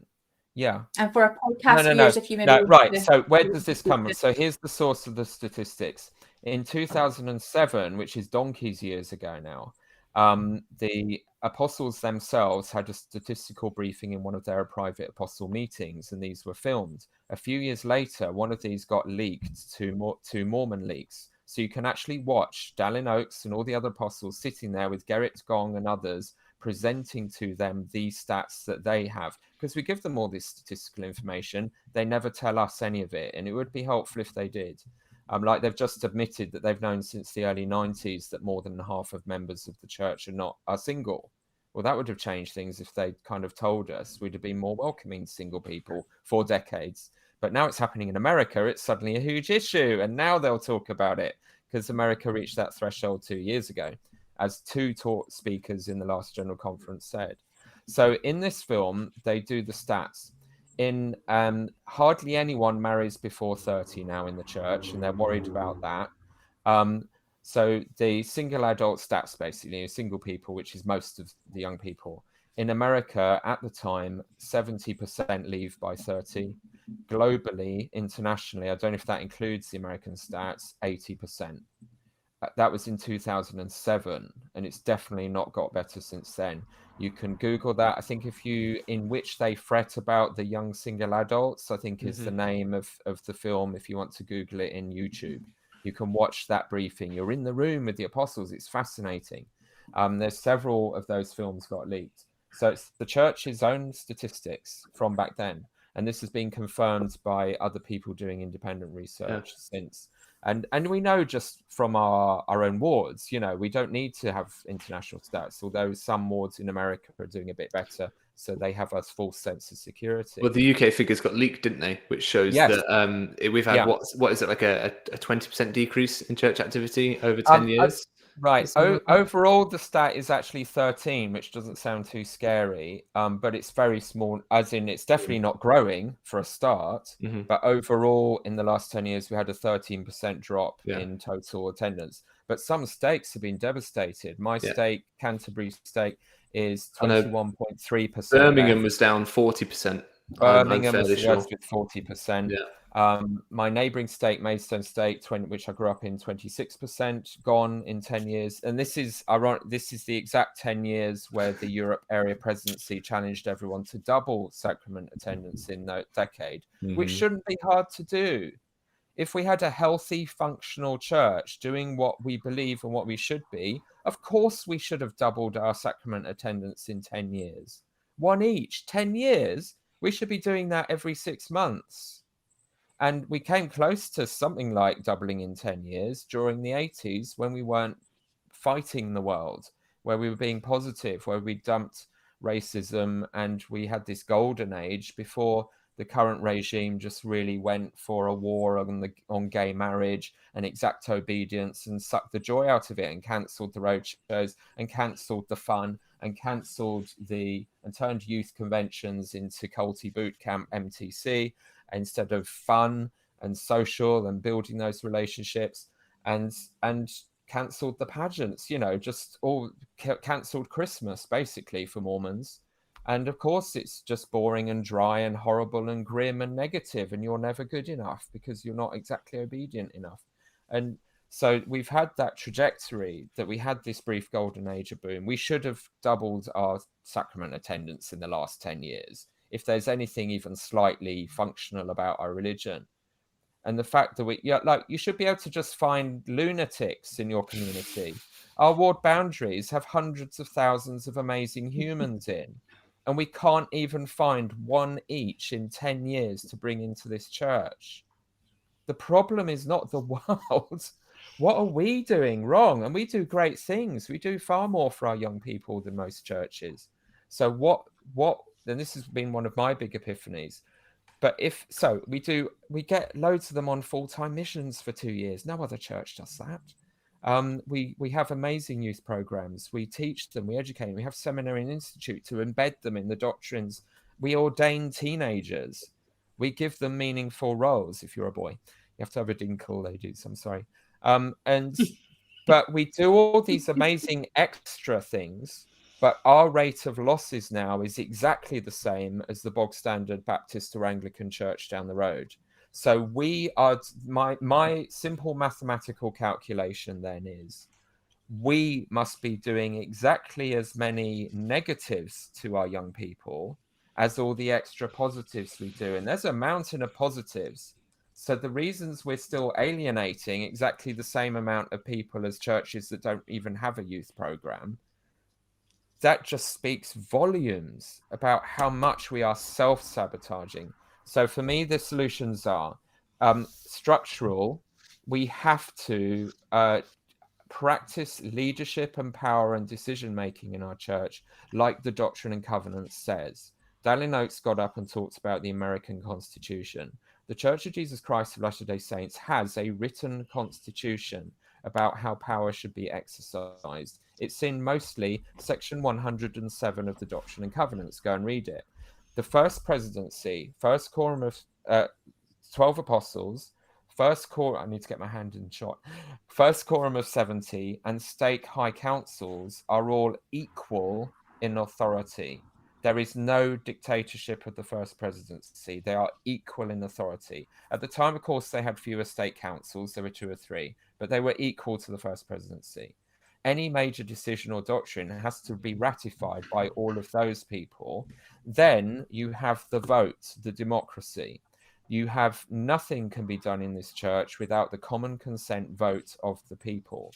And the deeper levels of the Come Follow Me curriculum actually admit this now. They have the documents and the records of these early conferences where they vote about stuff, how we should be doing our leadership. The lie they've brainwashed everyone with, that we are a theocracy. Like literally one of my close relatives emailed me today, you're all wrong. This is a theocracy. How dare you challenge them? Why do you think you can say anything when you have to wait for the prophet to tell you? They've switched that script completely. We are a democracy. If then the leaders are being held accountable to the people, that they have to convince all of the 70 and the stake high councils, and we obviously need to add women to this mix, that a thing is true before they even present it to the membership for a vote, they will be much more careful about what they do. So the first impact of that organizational change, well, they'll just stop doing stupid things. They won't have done the November policy. They won't have destroyed the Salt Lake Temple after promising they wouldn't.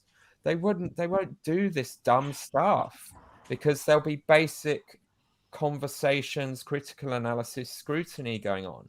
And they will start to have to listen to the people because they're going to have to pass a common consent vote. They're going to have to convince the people in the 70 that this is a good idea. So that will immediately lift the quality of thinking, of legislating, of what they ask God for revelations for, simply because of having that accountability. Joseph Smith understood this. That's why it's in our scriptures. And we've abandoned that. And nearly all of the problems we have are a result of that fundamental structural error that we have created. The apostles declared a dictatorship under Brigham Young at winter quarters, and took over the church and disbanded the other quorums pretty much, or reshuffled them to reduce their institutional power. And ever since we're taught they are the only ones who talk for God, and if they decide something, our job is just to agree with it. And it's not free, it's not what's in the scripture. So that struck, I just in all my years and years of analyzing all this, that is the key, that is the ultimate linchpin that will change everything. How we get from here to there is a lot of fun, and it's going to be a disastrous crisis to get people to completely rethink how we do leadership in the church and persuade the apostles to give up power, which they won't, because it makes them and their families very rich and comfortable. So we will have to take it from them. We will have to vote opposed. Now that sounds like la fantasy land in Mormonism. You know, who in my ward's going to vote flipping opposed to the presidency? Well, my thought is, in 5 years' time, when the realtors have come in to check out how much we're selling your ward building for, because there are no members left, at some point between now and then, maybe you'll just think a couple of steps ahead. Maybe you'll see the trajectory. Maybe you'll see, after your children have all left and everyone else's has, and you don't have missionaries in your ward anymore, which my little ward has experienced recently. So we're a warning, you know, I'm living this now. This is everyone else's future. I'm slightly ahead of most, but it's not far ahead. We used to be a ward of 130 people regularly coming out. And with a thriving young single adults, we got loads of them on missions. None of them are now, or most of them are not. So it's just people have to reach that point of desperation or crisis. And in the past, it'd be, well, that's never going to happen, is it? The church is growing like topsy. Everything's fine. Why would anyone get that alarmed? We're there now. Hello, everyone. The crisis is now, particularly in Britain. We've got less than 15% of our members left. If in the next few years our leaders do not wake up to the full scale of this, and the fact that all the strategies we've just been repeating for years have failed, and that the general authorities clearly don't have a solution yet, and they get dragged painfully, slowly and reluctantly to every moment of reform that sort of helps the church just about survive, but it's never ahead of the curve, they're not being prophetic, then that is our one shot. And it's a small chance, because it means completely reconfiguring their relationship with people they've been taught are infallible. That's our only hope. So that I'm thinking very practically, you know, in practical, social action, political, how institutions functional terms. So the reason Nemo, I was just going to move on, because I'd like to come back on some of the things that you've just been talking about. So Nemo, can you talk to me about hope, what might change, what's your vision? Well, I mean, I've got maybe a bit longer to kick around than Peter to see what's going to happen, as we were all talking about how young I am earlier. So I think what we're going to have to see happen is we're going to have to see the abandonment of this idea that the current church leaders have, that they are defenders of some sort of tradition. We're going to have to see the sort of church we saw under younger prophets. One of the problems the church faces is just how old its leadership are. And the problem is, when you get someone who has then sat as an apostle for 20 years, waiting for their turn, knowing that that's how that works, and if they outlive everyone else, they get their few years as prophet before they then die. If we don't break that cycle in the leadership, we're not going to see the sort of radical change we need. Because all we're going to see is someone waiting for their moment in the sun, rather than seeing someone like Joseph Smith, who was plucked out of nowhere and thrust into a position where they have to do what's best.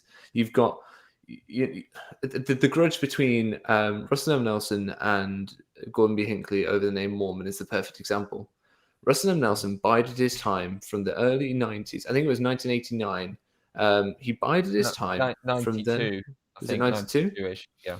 Yeah. So he bided his time for almost 20 years, essentially, to then have his moment in the sun where he could say, Mormon is a major victory for Satan. I was right all along. Stuff you, Gordon B. Hinckley, for correcting me and saying that Mormon means more good, right? And it should be something we're proud of. He waited all that time because he knew his moment would come. If it wasn't so certain, maybe we wouldn't hold on to petty things like that, and instead we would worry about the real issues within the church. Because and while they're all still waiting along for their turn, they're all just going to not rock the boat enough and get their bit in there and then carry on. And that is the slow march towards death. Yeah, because if they support the idea that the man in the top chair gets everyone else's unconditional support, they know, they won't threaten that system, because when they're there, they want everyone obeying them too. And exactly as you say. Yeah. So if you're on track to be prime minister, what you don't do is you don't advocate for the reduction of the prime minister's powers, right? You don't do that. So then none of them are going to do that. And this, the problem is, it's the fulfillment of what it says in Doctrine and Covenants, that power corrupts people. Even a little bit of power will corrupt someone. So we need to bring them down a peg. And the only way we do that is we threaten their income, because they've made it about the money. And so we petition them and say, right, you've got all this money. What are you going to do with it? We pressure them. We say, we know how much money you've got. What are you going to do with it? We take this institution that has become so conservative with a small c, it's become so concerned with keeping things exactly the way they are and maintaining the status quo. We take that organization and we say, you can't do that anymore, because that won't work. And we challenge them and we force them to move. And that's why I've put that petition out to say, right, okay, you've got $100 billion. We want you to use it for charity work. Tell me that you're not going to. Force the issue. Don't let them just sit on it. Again, right, force the issue over gay marriage. Don't just let them have their rhetoric. Don't just let them say, oh, well, this is what we teach, this is what we teach, this is what we believe. Why? Why do you? Because the days of individual revelation otherwise have died. We teach a gospel where individuals have the right to commune with God and learn things for themselves. And that does not flourish under a top-down dictatorship. So they need to hear our God-given right to speak to them on these issues. The very real counsel that we could get, we need to send their way. That's why we do things like this. So the change I want to see is massive. Will I see it? I don't know. But it definitely won't happen if we're not trying to make it happen, will it? So we have to do something. We have to do something as members. And that's why I remain in a lot of ways, because I'm a member. This is my organization. Yes, it is. Yeah. Yes, it is. And we'll link to your petition on the show notes too. Cool. Alana, do you want to talk about what gives you hope? Assuming that you have any. Alana's had a really rough couple of days with allergies and life. Do you have hope, girl? If I'm being completely honest, I don't have great hope. I want to have that hope. I see that it needs to happen. I see that, like I said earlier, they need to wake up. They need to wake up. I think for me, the hope that I have is that we can be accepting of all people from all walks of life. Biggest one, LGBTQ. Why can't these people be members of the church, marry within how they, male, female, whatever, and still be good, faithful members of the church? I don't get it. I think members need to wake up and realise that, again, it goes back to, the statistics that you gave there, regarding the numbers. People, I think, are just sitting there happily going along with life thinking, yeah, the church is growing. Oh, this is great. Well, but if they really look into it and see the church isn't growing, and we've said it about our own word, I don't see my word surviving much longer. And I'll say it, publicly, because the numbers are dropping and dropping and dropping. And a lot of the people that are dropping are people kind of my age and younger. So I guess my hope is that they just wake up. Or, I have a family member, I won't mention names, who said that he believes the church is doomed. He thinks it's finished, and I can see why he feels that and why he thinks that, because, like you say, Peter, if they continue to go the way they're going, there is going to be no one left in the church. So I guess I'll just chip in and just maybe share my hope for the church, that, I do love that we have a church that is that we consider a living church. We should be able to receive and respond to, to God directing our work. I would like to see that be more dynamic. I'd like to see it happen in action and not just, like issuing proclamations, just putting out statements. I think when we're working well, I think we can mobilize not just missionaries, but, relief societies, service. I think we have a whole bunch of people just ready to be put to work to do a heck of a lot of good. And that excites me. I do like having a gendered space. And when I say a gendered space, I mean, the fact that I can worship with women and speak to that sort of feminine need, but that space needs to be an open female space, that would include all people who identify as female. I do think there's a lot of, there are so many possibilities I think I see, and there's so many good things that I just think if we act on what we already have, I just think it's really exciting. However, I just have to, sorry. Can I just throw in there something I thought about? My hope is that they do away with damaging worthiness interviews, because that's something that's really, really been a big part of my life, is not feeling good enough, not feeling worthy enough. So that's something. And also, as you know, I want to see big major changes in protecting children and what's the right word? I've had a blank. Safeguarding. Yeah, safeguarding. That's that word. Yeah. I would really hope to see major changes there. Now, this is why I get super excited, because I feel like what's happening just now in the world of podcasting, and out with that, just and for women in the church, lots is happening right now. I mean a lot, and most of what I'm seeing coming from women, especially, is speaking to that, is speaking to the need for inclusion, to share stories, to share pain, to talk about when it's not working, to talk about a church that hurts sometimes, a lot of times, and that for me is really exciting. It's like Relief Society is happening digitally, and it's real. It's real. I don't get to have that experience on Sundays, and so I think we need to sort of come up to what people want to happen. So that's kind of my position. And so based on that position, because I wanted to make our sort of approaches kind of clear before we move into this sort of final part of the discussion tonight. Last week, do you know what? I just want to hand this over to Peter. Do you want to talk about what happened last week? Yeah, sure. So obviously, when you speak up quite bluntly about the leaders of the church, and you know that there are going to be consequences, because the church does not tolerate any kind of dissent publicly at all. It kicks in with people's traumatized paranoia about persecution, but also because the current leadership have moved chess pieces into place to create a completely totalitarian system, where any dissent is apostasy. And the rules are that if you publicly criticize the church, leaders, doctrine, policy, there's no further definition. It's just that, all of it.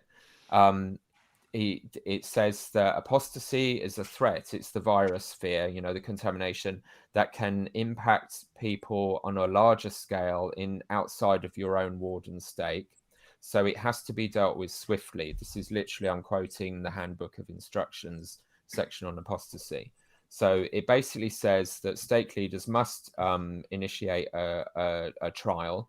They've changed the jargon to be Orwellian. So it's no longer the jokey court of love or a trial.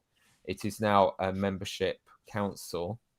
And your two options, you have three options. One is to find not guilty, in effect. Second one is what used to be called disfellowshipment. It's now called membership restrictions, which will mean like you can't take the sacrament and talk in meetings, whatever. And you're still a member, but you're really limited in what you're allowed to do and say, and you can't have a temple recommend. Or excommunication, which they now call membership withdrawal, because it's like a golf club, really. It's not. But isn't it the same thing, though? Yeah, I know. They can change the name of it, but it's still excommunication, right? Silly. So I'm being a bit naughty. I keep calling it a trial in any correspondence I'm doing. And those can only be undone by the first presidency. Now, I thought that was just because for apostasy things, but I think some people were telling me, no, that's for any excommunication. You usually have to appeal to the first presidency. So it's going to be dismembered. Yeah, it's basically going to be probably permanent. It's extreme. We know from the September 6th that there were members of the September 6th excommunicated for doing historical research about truth in the early 90s, who still now, or one of them just died, believers all the way through, even with local leadership support. I think it's Maxine Hanks, something like that, who's been an active, faithful member of the church, and all her local leaders and area presidency said, "Yep, you should definitely have your membership restored." They sent it up to the first presidency a few years ago, and the first presidency just said no, with no explanation. They don't like apostates, so it's pretty permanent. So that as soon as you take this risk, this is probably going to happen at some point down the line. So and that's why they want the terror. They want everyone who dares to say anything publicly to know that this is you're crossing a line that badly. You need to feel the fear immediately that your membership is at risk. So I personally, choosing to be quite robust, kind of just made a rational calculation about this. Well, in for a penny, in for a pound. If I'm going to get excommunicated for complaining about our rubbish missionary program, let's just deal with the lot. Let's go large. What is going wrong with the whole church? Why are so many of my friends leaving? Is there an answer here? Is there an explanation? I don't believe in criticizing anything unless you can propose a better alternative. You've got to offer something better or just shut up. And the joy for me in all this time of talking to all these people who've left and had crisis and whatever, is the answers start to become quite clear. And there were Mormon answers. So it was like this journey into, do I leave? What's going on? Back to the roots, the foundation of our religion. That this conflict has always been there. In the war in heaven, it was between Pharisees and Christians, control freaks and freedom fairies.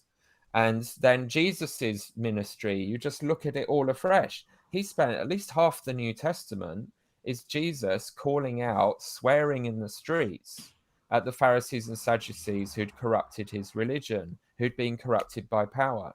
And then we see exactly the same dynamic play out over and over again throughout scriptural history and today in the church. So that just reassured me so much that this struggle is absolutely rooted in membership. Someone's just corrected my data there. It was Lavinia Fielding who was denied.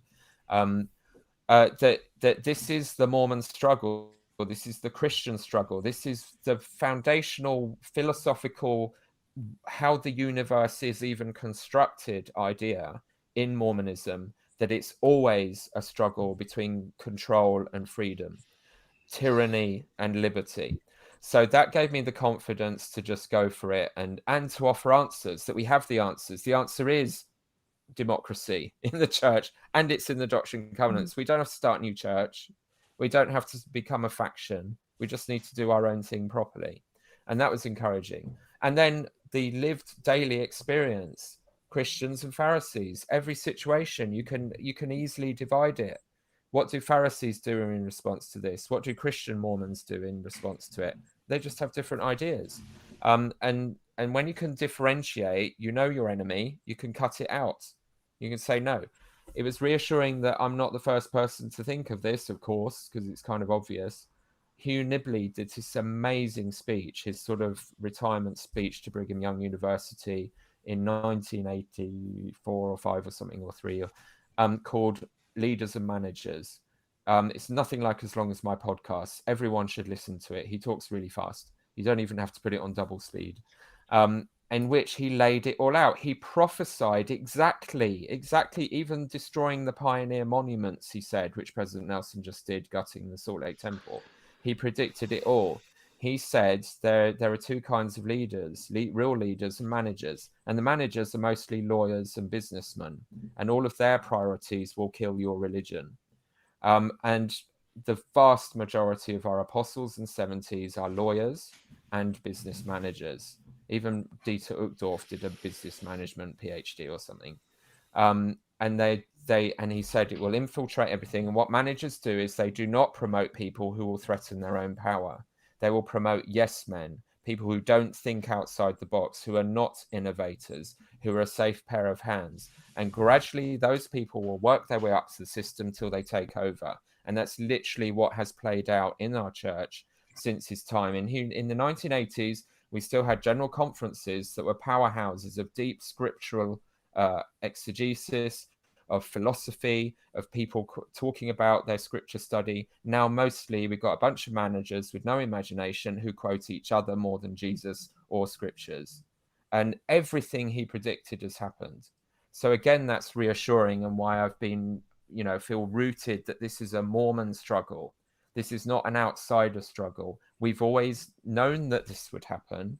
It's always happened, and we've always had the answers. So that is so encouraging, but other people see it as a dangerous threat. Yeah. Oh yeah, it interests me that both of you, Nemo and Peter, you both are able to take a sort of bird's eye view approach of very, very pragmatic. And when you describe what's happening, the events of last week, I mean, it's fascinating. It's interesting. It's what I want to know is, and I think what everyone else wants to know is, how are you feeling? How are you dealing with it? Yeah. So my stake president, and I don't say too much about him because he's a very private person and he doesn't want to be seen as political. And I'd be quite happy to throw him to the wolves if it wasn't for the fact that he's actually one of my heroes. He is doing things for LGBTQ inclusion that would make the wokest church members cry with joy. And I'm not even going to talk about them because he is pushing boundaries. I just don't want to put the spotlight on that. I've just done that a bit. And for safeguarding, not on his own, because we've got a team of stake leaders who are very forward-thinking, including the women's leaders, who are informed, who are professional. In their professional lives, they get stuff, Our State Relief Society president was a founder of a fostering agency. She's totally aware of everything about young people's needs in the most extreme crisis. These people are incredible, and for a long time they were agitating for a decent safeguarding policy for the stake. And my ward, just before I moved to it 5 years ago, had a bishop who went to jail for child abuse offences. So we've lived it. We've been through the worst that can happen. And I think we had a high councillor with a similar thing happen. So they are highly motivated to sort this out. And they have created a stake child safeguarding policy that is state of the art, because we just transferred over from our professional lives how it should be. I'm a teacher, and he allowed me to consult with it and give input from the training I just had. The one thing they haven't done is specifically ban one-to-one, because he felt he couldn't go beyond the church's limit on that. But in our stake, particularly after COVID when it got organised, annual professional safeguarding training for everyone working with young people, police background checks of everyone working with young people, which is legally required in Australia and like one other country, and Ireland, I think, actually, interestingly. But, Peter, can I just ask you a quick question on that? Yes. I don't know if you're aware, I've asked this question many times. Keep talking. My headphones might be about to die, so I'm just going to go. Okay. Keep talking at me. How do we, as a church, get away with not having police checks done? Like, it's a question I've had for such a long time, because I've spoke openly about my past and what I've been through, and I've been to counselling and things to do with abuse, and I even said to them, and they were even shocked, like, how do you as a church get away with that? Because everywhere you work, if you work with children and young people are vulnerable, you have to have a police safety check. So how do we get away with it as a church? Because most churches do this voluntarily, and they've got watertight. We do a carol service at our local Anglican church, and it's they on the bathroom walls is their child safeguarding statement, and every church I go into now that's not ours, there's a child safeguarding policy on the notice board. So they've just stepped up and done it. Our church's approach is always to do the minimum legally required in any country. So there is no concept of actually protecting children and having objective values that we will always do best practice. They claim to, but they don't. They will just, so in Australia, everyone has police checks because the government says so. In other countries where it's not stipulated by law, they won't do it. They just take this lawyer legalistic approach. We only have to do what the law forces us to, which it sounds, well, it is awful. It's totally inexcusable. How are Mormons doing this when we allegedly love children so much? And in part, it's because they've got so many skeletons in their closet. We've got as many institutional cover-ups of abuse as the Catholics have. And but we don't, according to someone in my ward. I know. We're not as bad as the Catholic Church. No, but that's because they're not in America watching the news, where awful things have happened in Mormon congregations. And so it's just pure hypocrisy and pure legalistic, we don't want to be sued, basically. Yeah, and my other thoughts on that is that they don't want to pay out the money to have it done. That's right. Well, they'll pay a lot of money with Curtin McConkie, the church's lawyers, to defend against, to suppress, to intimidate people bringing a case, and to try and force them to settle out of court to preserve the reputation of the church, so that no one actually hears about this. But I mean, they're just one of my friends is, ironically, locally here, is a public spokesperson for the Secular Society.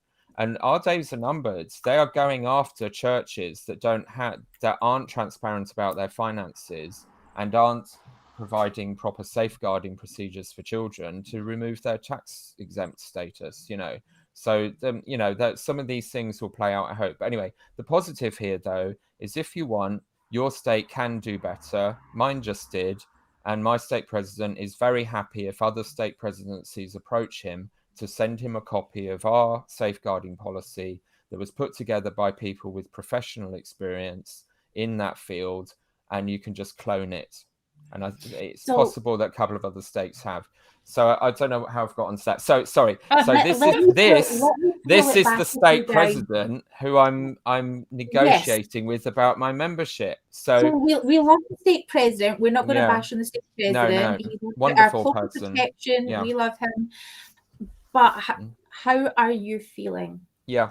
So I had my dark night of the soul when he first threatened church discipline. He did due diligence. We had several meetings where he just listened to me, and that takes a lot, as you all know.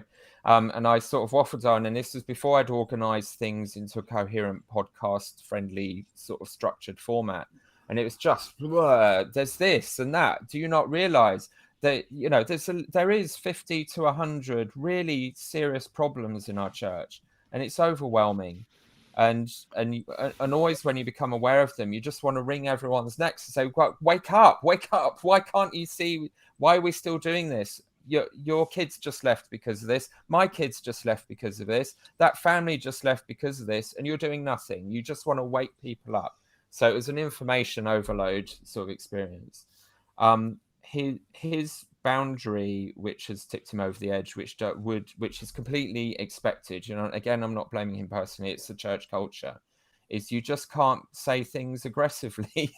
You have to say everything nice with soft primary voice and really reverential language.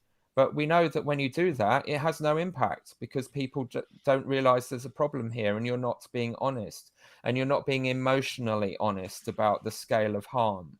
You have to speak up. And that has, I think, he just feels that everything I'm saying is negative. And again, it's not just about him. People who are uncomfortable with what I'm doing, all they hear is the criticism. But at the same time, every week, message after message from people, you listening to exactly the same material, you have reminded me why I love this religion. You've rekindled something in me I never thought I'd feel again. This is people who left the church wounded, damaged. They thank me for reminding them why they love the religion. And that is what a message I really want to give to people who've left and have no intention of coming back. I want to remind you, at least feel okay. Don't feel stupid.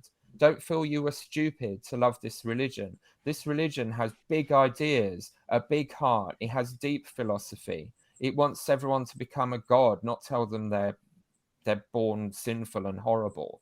I mean, I love, this is wonderful. And it's such a tragedy that we have not lived up to our beliefs, in effect. And that's why they left. And again, friends saying, the reason I left is because of my integrity. I couldn't deal with the lies anymore. The church taught me to love truth and be honest. And then I found out that it was lying and doesn't love truth. So I can't stay in there. I can't, So I'm trying to occupy that space and build those bridges. I had someone this week message me, and really unexpected, just say, you reactivated me. Your podcast, what you've been saying. I came back to church because of you, Peter Bleakley, and what you're saying. Because again, what I was doing was kind of modeling what I think is the way forward, because I'd done an episode where I said, where I talked about how they've whitewashed the story of Joseph Smith. And I've said, embracing Joseph Smith, warts and all, is our salvation. The reason Churchill is a hero is because he was an alcoholic who really screwed up in World War I, who was an adulterer and all these things. But that's all part of who he was that ended up making him great, because he had to prove himself. He faced his demons, he battled depression, and he saved us, And it's the same with Joseph Smith. Joseph Smith was a really dodgy sexual predator. I mean, just inexcusably bad. He lied about some really fundamental stuff. He was heavily involved in the occult growing up, but you could say that, well, that trained him in spiritual awareness and definitely thinking outside the box, and all of that. If we can just own all of that, embrace the full Joseph Smith, the messed up, sinful, dysfunctional product. It's not his fault. His dad was an alcoholic. They were always poor. His dad was useless with money. He had a traumatized childhood. His leg operation, his brother dying. That, psychoanalyze that. My gosh, it's amazing he did anything. And if God did call him as a 14-year-old to be a prophet, that's on God. Like, tell a 14-year-old that they are the voice of truth for the future. What is a teenager meant to do with that? How is that going to mess up your sense of, is it me or is it revelation? If we just own all of that, and I was saying this in this podcast, but then also, and he had these great ideas that provide the answer to many of the fundamental flaws in Christianity. He brought back the idea that if you died without Jesus, you still can be saved. God doesn't hate people. He's not arbitrarily saving and damning people. Everyone has a destiny to become like him. Most people will be saved. And all these positives, and God spoke to the world. He spoke to the people in the Americas. It's not just about the Israelites in Israel. It's a global vision for God's interaction with humanity. Plus all these other ideas about true science is true religion. This large, expansive, inclusive Mormonism. There's a goddess. Eve was a hero. Like, the two fundamental ways that Christianity crushes women and has demonized them. Eve is the weak female sexual temptress, and all women are, don't trust them with power. He absolutely flipped that script in the temple endowment. She was the one who thought outside the box and saved us. She was the first avatar of Christ. She chose to die to give us all life. Adam was useless. He was like, I'm just following the rules. We're meant to stay here. She had the female quality of holistic thinking. Even Genesis says it. She looks at the fruit. She says it's good for food, practical intelligence. It was beautiful, aesthetic intelligence. It will give me knowledge, intellectual intelligence. And putting those three ingredients together, she made the choice to get out of her comfort zone. And this is what Plato taught in his metaphor of the cave. You get out of the cave into a bigger world and find the larger truth. The woman did that in Mormonism. Right, we're on to Plato now, Pete. Where are we on your excommunication? Tangent, I'm going to reel you back in. So that's why. So my feeling is, I know I'm doing good. I'm being absolutely validated that what I'm doing is working. It is helping people. It's providing the bridge back into Mormonism. It's about making Mormonism safe while loving all its good. So the dark night of my soul I had was when a few months ago when he first mentioned church discipline, and I had to face that reality that I am probably going to be excommunicated. I think the COVID sabbatical has helped a lot. It has helped all of us to detach and regroup and think and not be trapped in our routines of busy work by which the church usually controls us and stops us stopping to think, just keeps us too busy to think. And it was tough, and then I was okay with it. And I am aware that may be naive because I've followed Bill Reel and John DeLynn, who, surely knew excommunication was coming, but they still felt a visceral emotional pain when it actually happened. And Sam Young said the same. So I'm not saying that won't happen, but I tend to be quite rational about things. And I think my bottom line is I have found community in the larger Mormonism online. I think that's incredibly powerful. I have a much larger ward and stake of people who get me. That doesn't mean they always have to agree with me, but at least we can talk to each other. Whereas every time I engage at church, everyone gets incredibly uncomfortable when I say anything different to the primary narrative. And I'm just tired of that. I'm exhausted with it. And it used to be that was everything, but I've got a larger world. So that has helped. We're going to talk about your approach, if that's okay, in a moment. But what I'd like to ask is Nemo, does this make you worried? No, I don't think. Oh, sorry, Nemo. Sorry, go on. I didn't hear that. It makes me worried I'm not going to get to bed. Like, what is it, 10:30 now? I'm sorry. I've got work in the morning. It doesn't make me worried. They will do what they will do, and they will care not a jot how I feel about it. So I'm just going to carry on doing what I'm doing, and we'll see what happens.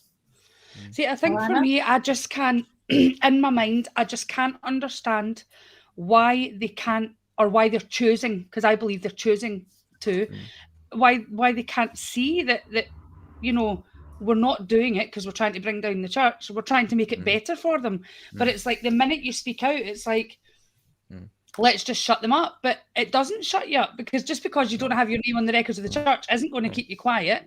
I mean, I am aware that, me doing this, and, I wouldn't personally say I've said anything too out there, but, I have no doubt I'll be flagged up for speaking out and saying the things that I'm saying.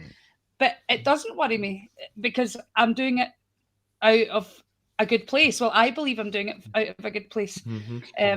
So, yeah. It's really, I think with everyone here on the panel, doing what you're doing has been an act of integrity. And I can see that very clearly. A couple of the questions that had come in that I really quickly want to ask is, in fact, Nemo, I'm going to ask you, and then Peter. Nemo, in your opinion, has the Peter's excommunication notice, or the call to the council, it might happen. Yeah. Has it come from Salt Lake City, in your opinion? In my opinion, it come from headquarters? I think in part, I don't think it's as clear cut as saying yes, it has, because having spoken to Peter about this, I think it's partly just his state president losing patience with the whole issue and wanting a resolution, because it's tiring for those on the other side of this as well, because they feel like they're fighting something. But also, I'm no doubt that he's backed up by someone. Peter, what's your thoughts? Yeah, I've not asked him directly. I think he's, as Nemo said, he's got more than enough reason to just do it anyway. I am conscious that there have been protests from grassroots in my area, from my neighbouring stake. Just from one little comment, my dad's sort of in senior stake leadership, so he's kind of plugged into it. People have been, and then you think, well, who? It's probably just a couple of big mouths rather than everybody is an uproar, because I'm also getting a lot of messages from people in those stakes supporting what I'm saying and being grateful for it. But there will have been ructions, people who can't cope with this because they've been trained not to, saying, why are you not doing anything? Why is Peter saying this stuff in social media? And they can't even begin to handle it because they're too far into the black and white worlds, at the other end of the spectrum. And so the procedure is that the stake president has to consult with the area presidency in apostasy cases. So he says he has, and the presidency member he spoke to left it up to him, the stake president, to decide whether to proceed or not. So at that point, it seemed like they weren't like out for my blood or anything, and they were just going to leave it to him to decide.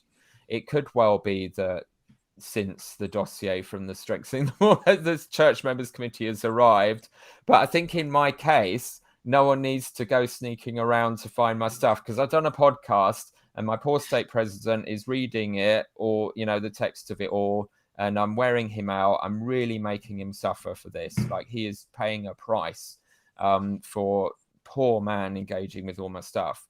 So I don't think I don't think it's part of a larger coordinated thing, beyond that we've already got a coordinated system in the church of total intolerance for anybody criticizing the leaders whatsoever, because we've conflated them with actual God.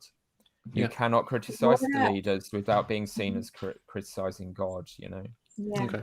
Laura has asked, I don't know how this works now. Do you still have a priesthood member as an advocate during right? Yeah. So So one of the changes they've made is they've got rid of that protection to allow a stake presidency to try you without that, which is a new innovation. It's only been around for about a year.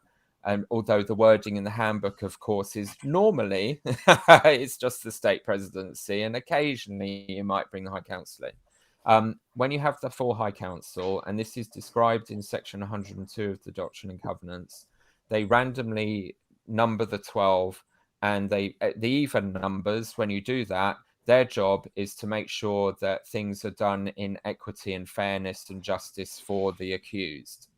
And the way that handbooks have later clarified it is to provide the alternative as well, which isn't in the scripture, that the other half are meant to make sure that the church's interests have been met in what's happened.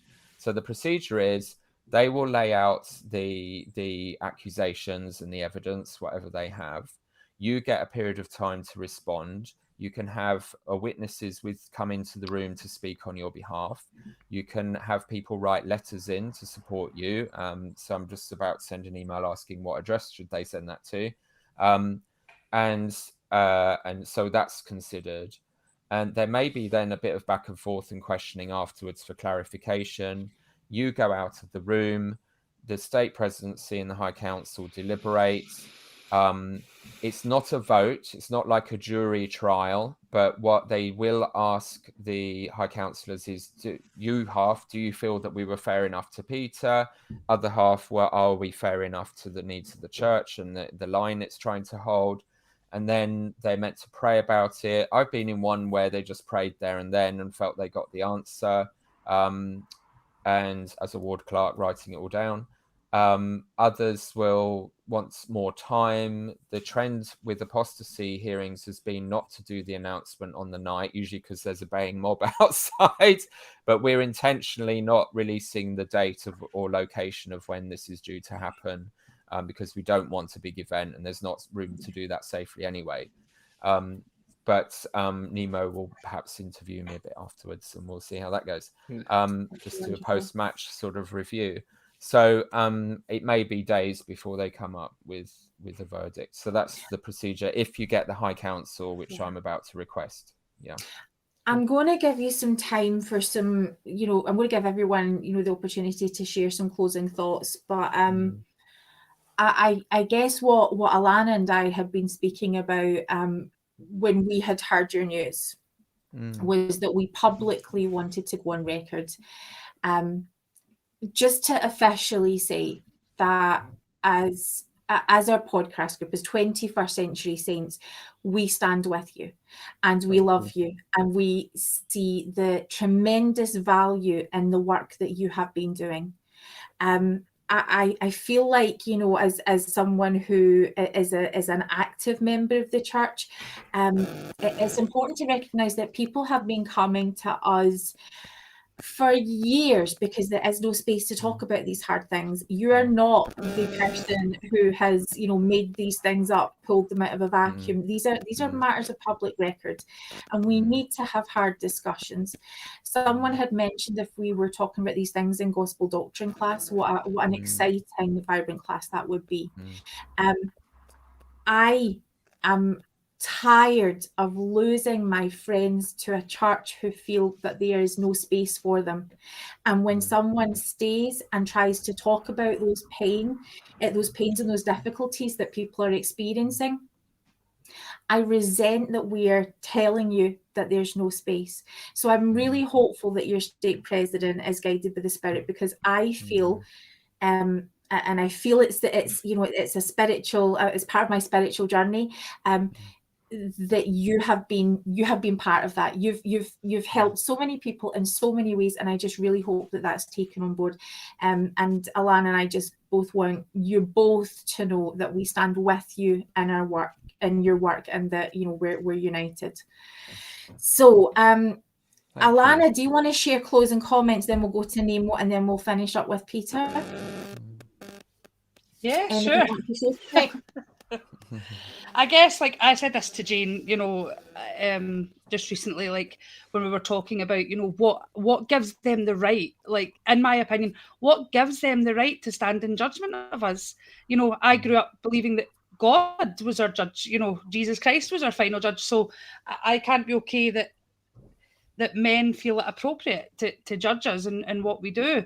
It saddens me. It really saddens me. I mean, they're talking about losing people in the church, but they seem quite happy to just kick people out, so that's one way to get rid of the church, I guess. Just keep kicking people out. When are they going to wake up and realise that what people are saying isn't against them, it's for them to wake up and see the changes that need to be made? I mean, having been through the excommunication process, I mean, it was a little bit different for me. I found out on that night, there and then, and there was a bit of relief there, because I thought I don't need to carry this guilt anymore. But it also saddened me because, like Jane said, I'm not worthy to be a member of the church, in your opinion, because I'm choosing a different way of life at this moment in time. And it just breaks my heart that you, as someone who wants to still be a member of the church, is having that choice taken from you. Because when I listened to Nemo's short video today, and he said, I hope for Peter that it's not going to happen. I'm the total opposite of that. I can't have that hope, because I know it has happened. I think someone asked that, like, has there ever been a council? I believe you said Gina Colvin's disciplinary council, she got to keep her membership, but I think it's very few and far between that happens. And so I would love to be able to say, Peter, I think you're good. I think you're going to get to stay. But just from my experience of witnessing and hearing of people who go up against these disciplinary councils, in my mind and in my heart, I believe that the decision's made before you even go and present yourself. But that's just my personal opinion.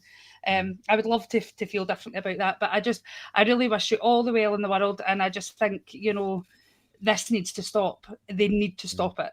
They need to stop. Thank you. Nemo, you want to share your closing out thoughts? Yeah, I mean, it's the naivety of youth, I suppose, to think that Peter might not be excommunicated. But I'm going to try really hard. Yeah, try really hard. I'm not. I mean, that with the best will in the world. Yeah, the church has to. The church is happy to baptize children as young as 8 without informed consent.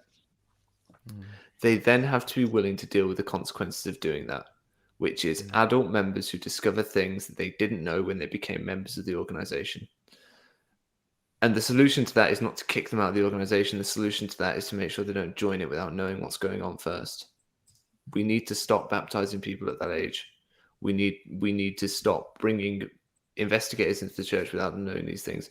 We need to stop creating a church that is inherently fragile, and instead have members that know what's going on and can defend the church properly and can be part of the church properly. Because there's no good calling those that do what Peter and I do second-class citizens and ready to get and ready to excommunicate them at a moment's notice. There's no point calling us that when we're the product of the system that we were born into. You can't create a system like that and then complain when it produces people like us. That's my thoughts. That's really powerful. Yeah, thank you. Peter. Yeah, people. I think I may be about to lose me, or if I can't hear you, my AirPods have done their thing, so I don't know. Someone say a word. Hello. Hi, Peter. We can hear headphone. you. Yeah, I'm still hearing you We all right. can hear you, so that's good. Yeah. Okay. I think I'm back in. All right. Cool. So say again. Sorry. Speak. Right. Hello. Can you hear me? Okay. So Yes. Perfect. They're working. Thank you. We There- just outdid the battery charge. Okay. I'm here. In a way, I've had to. It's a bit strategic now that I have to word this really carefully because I do not want to be excommunicated from the church I love. I'm not in any way like wanting this to happen, and I hope for better. And if I've got a state leadership who might be capable of that, it's mine. But I think I fully understand the larger systems here, that there are forces at work and there's conditioning that's going to play out, and it just always does. And I don't blame anyone personally. It is about the machine, and that's why I've aimed high in my criticisms. It's about the people who've created this system, as Nemo said, and how we have to deconstruct it if we're going to survive. It's not even my personal whims of how I think the church should be nicer. If we're going to survive, and you can kind of retrofit it. Young people are not going to stay in this church unless we ordain women, have LGBTQ equality, stop the racism, which Dallin Oakes is bringing back. He's starting to teach that it was God's will to be racist. He just doesn't have any reason why, and doesn't need to give a reason why, which is mental. But that's what he's doing. So racism, homophobia, and transphobia, and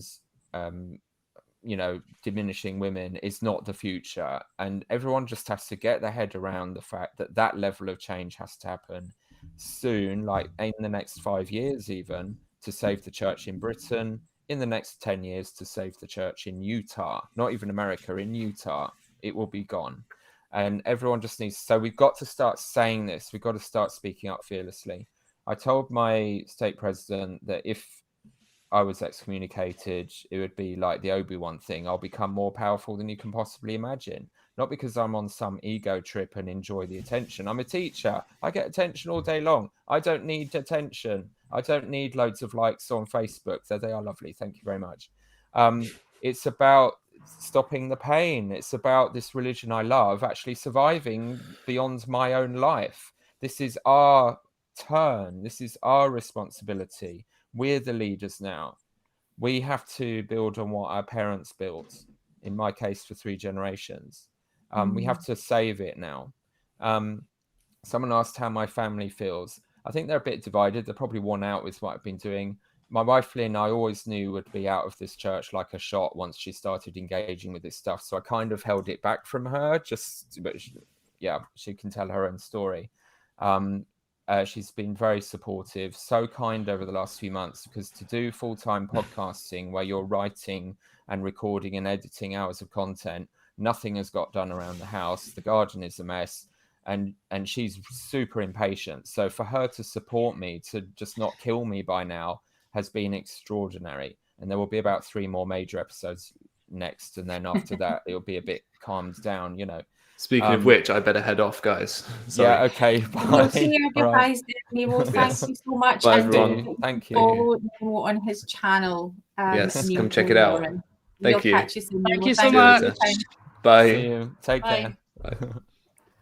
care. My mother, who's served as a state relief society president and all the rest of it, has always been a powerful feminist. She secretly subscribed to Exponent 2 before the internet, and while in the sense in public being very sort of compliant, she powerfully represented women and spoke up for them. So I am my mother's son. I was taught. My father is a very principled man. He will always come round if he sees there's an injustice. And he's a bit bored having to listen to hours and hours of me waffling on and gets a bit impatient. But at his heart, I know I have that support. Siblings, bit more of a mixed bag. But you know, but I've got an extended family in the church. Some cousins have challenged me, and I've loved having those conversations. They've been important conversations. We all just love each other. I'm very lucky with my family. And I've had other cousins who've always been cheering me along and desperate for these changes to happen. And it's totally supportive. So I've been very well supported by members of my family and by everyone, really. I've had all kinds of people from work even who've been following my podcasts and or the messaging and so on. So I've been really supported well, and I feel good about this. And it is, in a sense, a performance. It's such a ridiculous thing to excommunicate someone for speaking the truth. It just makes the church look terrible.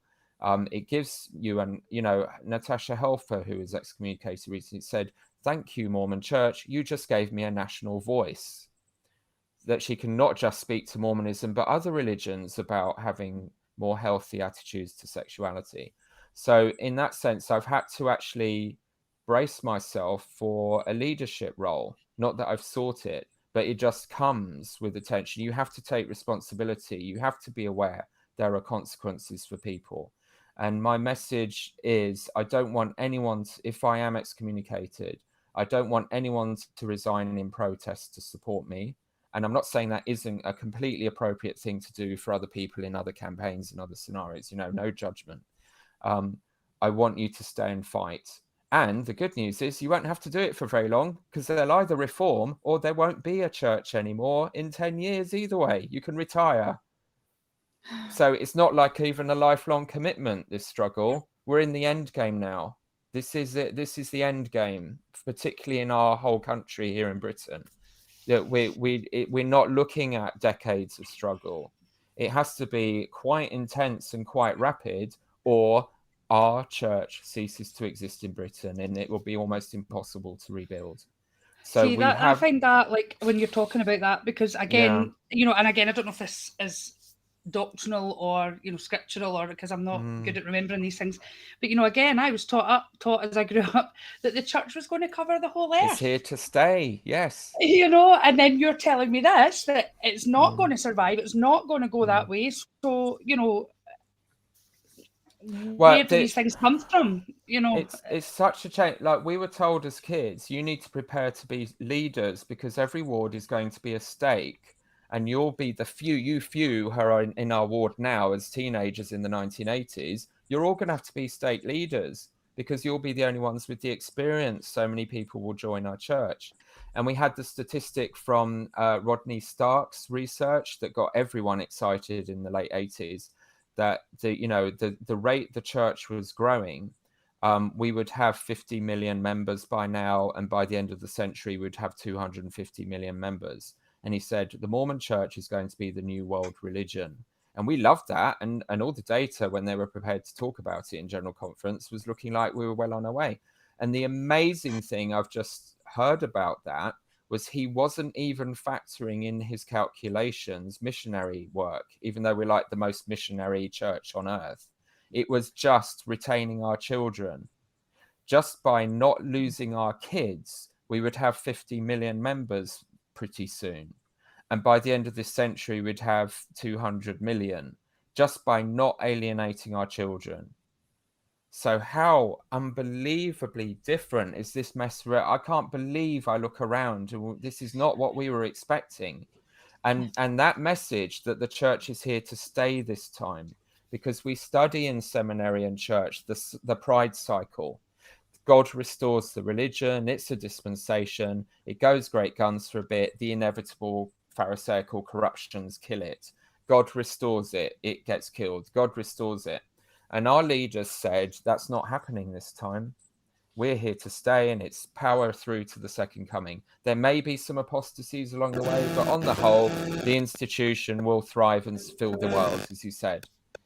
So the betrayal of just that, their delusion, and that, I think, led us into a false sense of security. We assumed whatever the leaders did was going to work, so we stopped scrutinizing them. We stopped holding them accountable. And when they did egregiously bad things, we just normalized making excuses because it was just a temporary blip along the way. We didn't feel that the November policy or racism or whatever was going to threaten the survival of the church. We didn't feel that danger, so we didn't hold them accountable, even though when I was a kid in the 70s, every other talk was about accountability and even holding leaders accountable.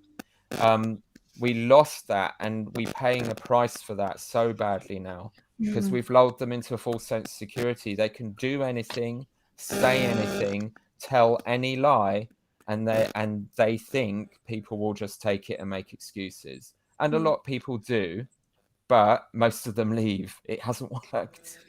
Most of them left. think if there's any reason why British podcasting should be relevant around the world, it is this. It's it's very, very relevant.